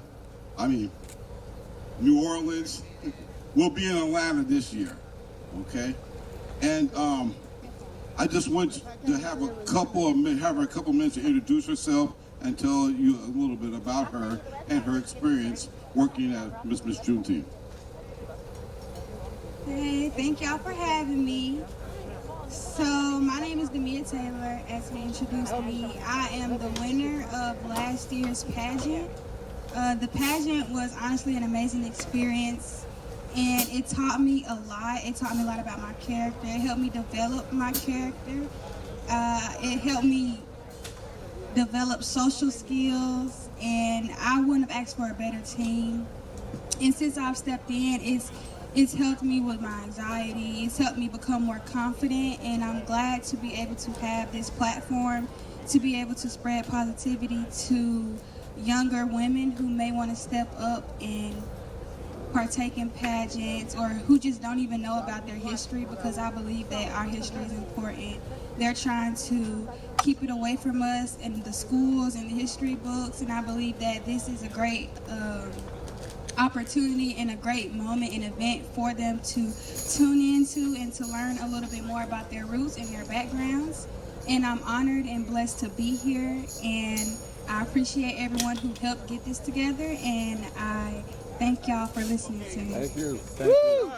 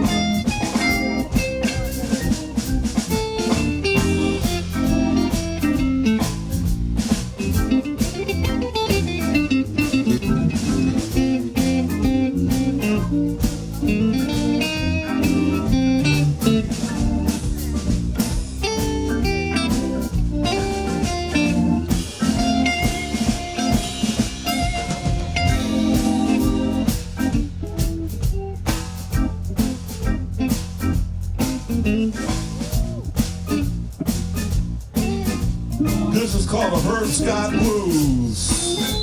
I got Herb and I got Scott, but I don't got the blues. Fire up that Herb for me, baby, and pass it along. Fire up that Herb for me, baby, and why don't you pass it along? Because you know you gotta toot and pass that song along.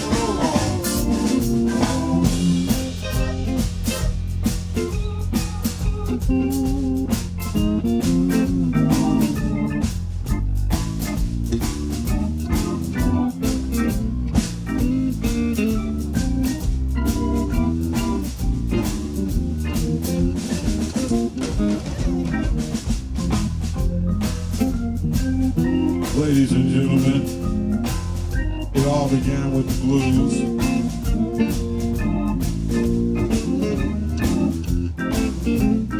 And then it began to groove from there.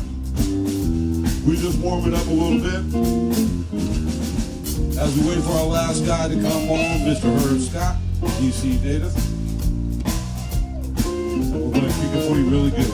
Thank you.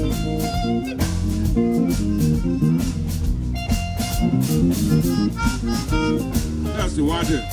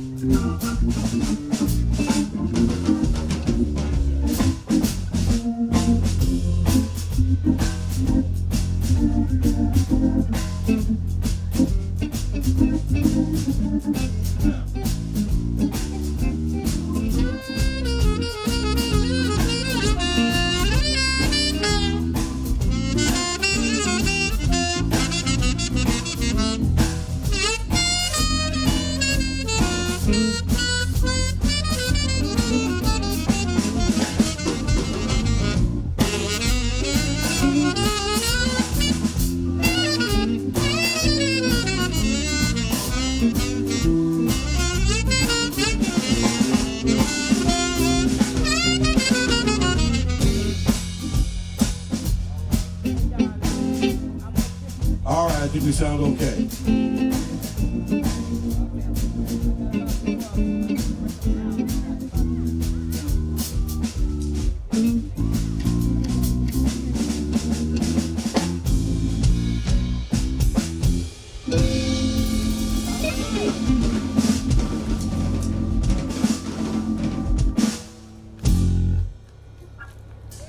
Thank you very much. We're the Funkativity Band, the Waves of Freedom. And we're going to get started with our first song right now. The first song has a lot of meaning. It's a spiritual song. It's a blues song. It tells the story of escaping to freedom through the Underground Railroad, is what it means. So before we get started, we're going to send a call out. And these guys will know exactly when they hit that first one. The first instrument is the drum. We were expecting the Soweto drummers, but they weren't able to make it. The second instrument was the shofar. This is in the Bible. It's called the trumpet. The average person could play this and blow it. And if it was made out of brass, then it was only the priest. This is what the children of Israel blew when they walked around the walls of Jericho.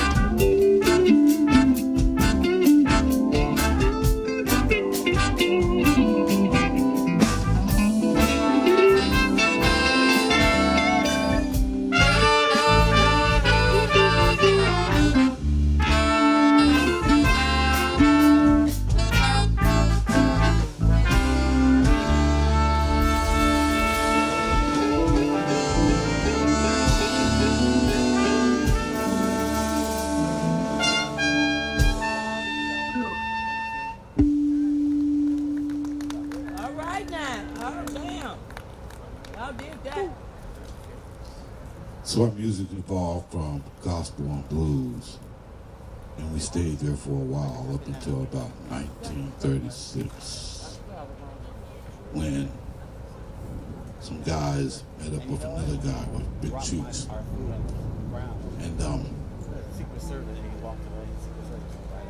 they created the first song on the one, and this is our tribute to it.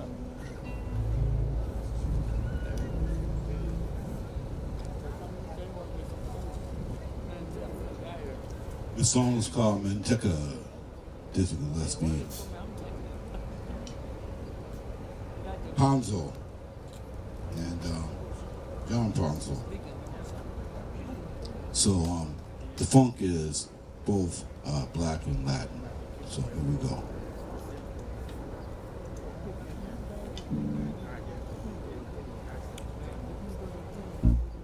Hold on a minute, we got a little technical difficulty.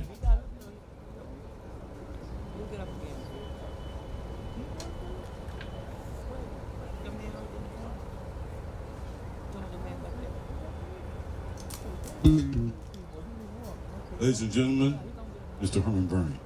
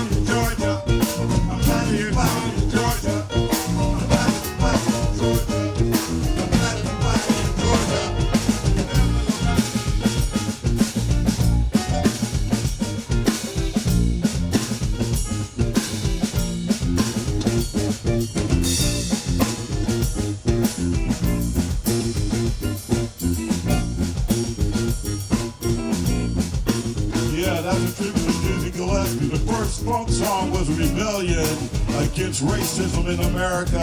He said, I was glad to be never going back to Georgia, but now we glad to be black in Georgia. Black in Georgia. I'm glad to be black in Georgia. I'm glad to be black in Georgia. I'm glad to be black in Georgia. I'm glad to be black. I'm glad to be black. I'm glad to be black in Georgia.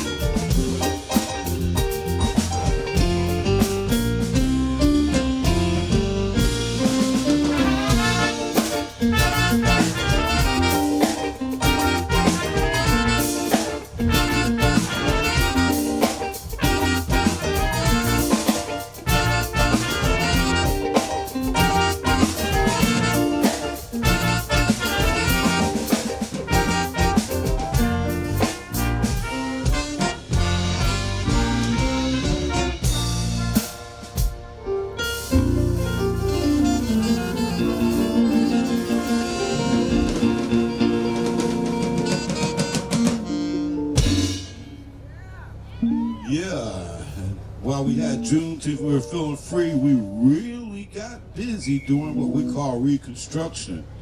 And we had a funky strut. We had a beautiful strut. We had a sissy strut. Now, this song is very special to all of us up here on this stage right now. And we're going to send this out to the heavens to David Russell Baptiste Jr., who left this planet just a little while ago. He left his mark on here, and we all loved him. We loved his family, we loved his music, and this is one of the signature tunes played by his little brother, who's got the same groove. 1, 2, 1, 2, 3.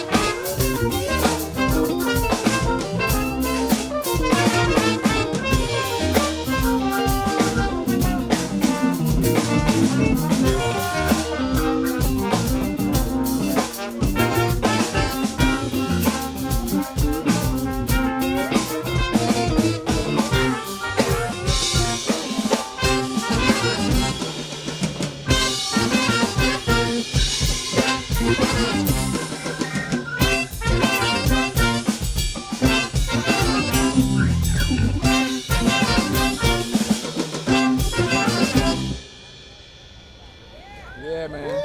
Yes, sir.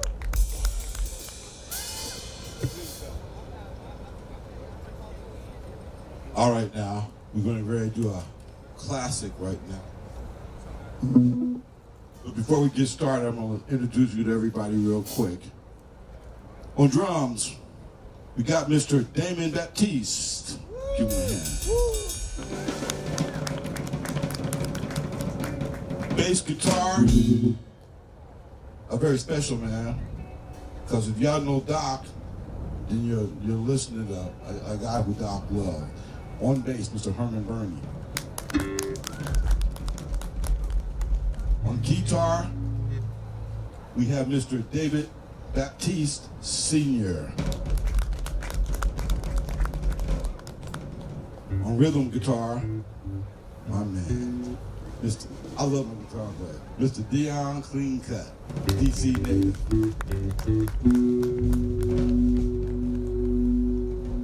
On lead guitar, a legend in everybody's mind, yeah, Mr. Michael Kid Funkadelic Hampton.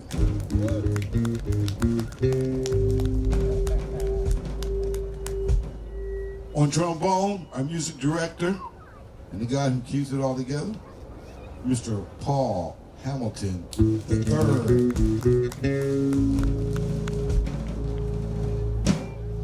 Sitting in for us, and we love this man, I might have to keep him around, Mr. Herb Scott.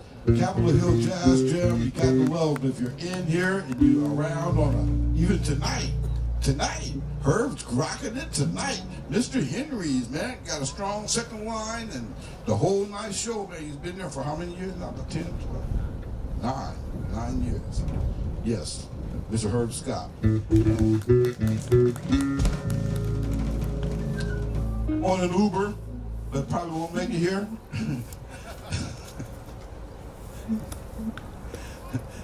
Flying in from Florida, Mr. Howard Sapp. And I'm Steve Williams, and we're going to do this song that we all love, and it's a summertime song, and it's perfect for this. And on rhythm guitar, featuring my man, Mr. Dion Clean Cut.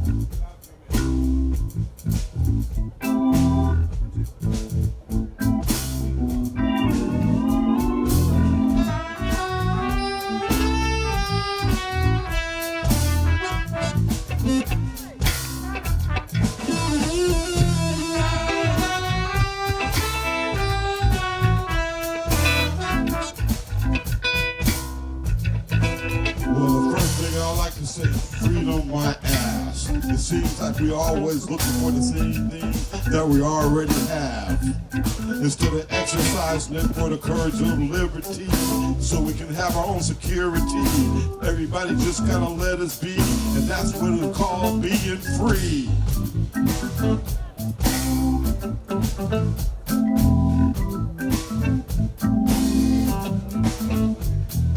First they took our music, then they tried to use it, but there wasn't any groove in what they do, so they had to come back to the real life groove.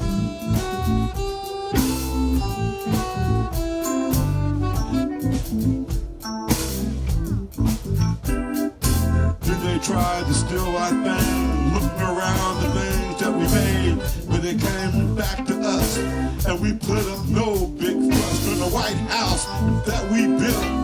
But to the land that Benjamin Banneker still, we still the same, all up in their brain.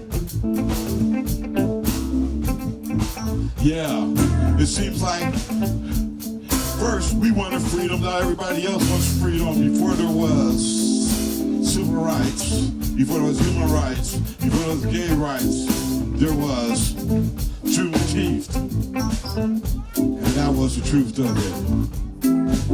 It seems like all the time we're running around trying to figure out how we can get down. Well, it's really up to us what we're going to do and how we're going to do it. Don't take no chances to be. You're hanging out with the man Steve the Breeze, and I'm going to tell you just how it be in the land of liberty.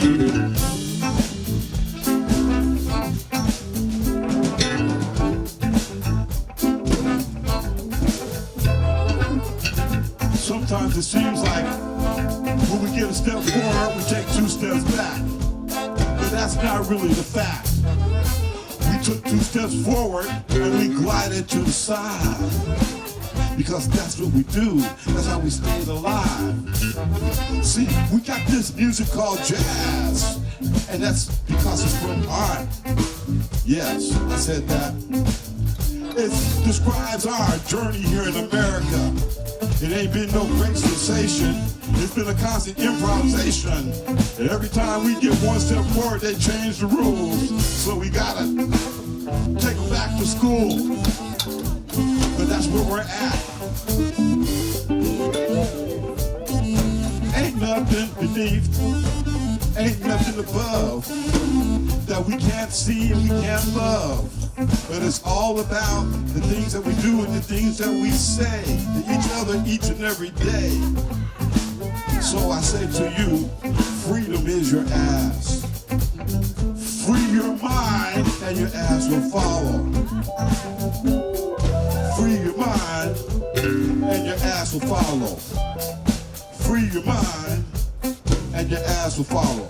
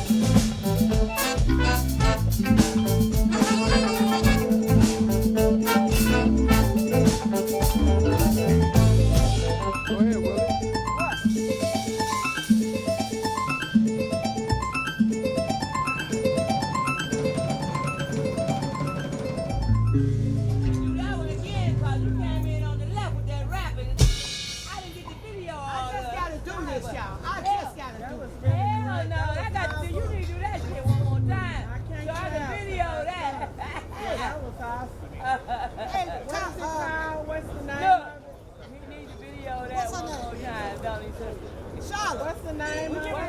Charlotte. Come get this picture of this flag. All right, babe. I'm coming under the monument. I got you, Queen. I want one, Charlotte. Come on, get up. Come on. What's this right here?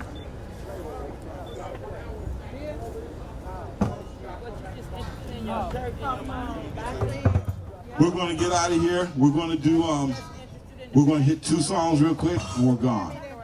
Okay. All right. 1 song. We're going to give you a taste of the legend,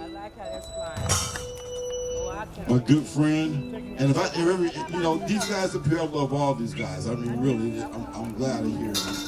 I'm looking forward to this.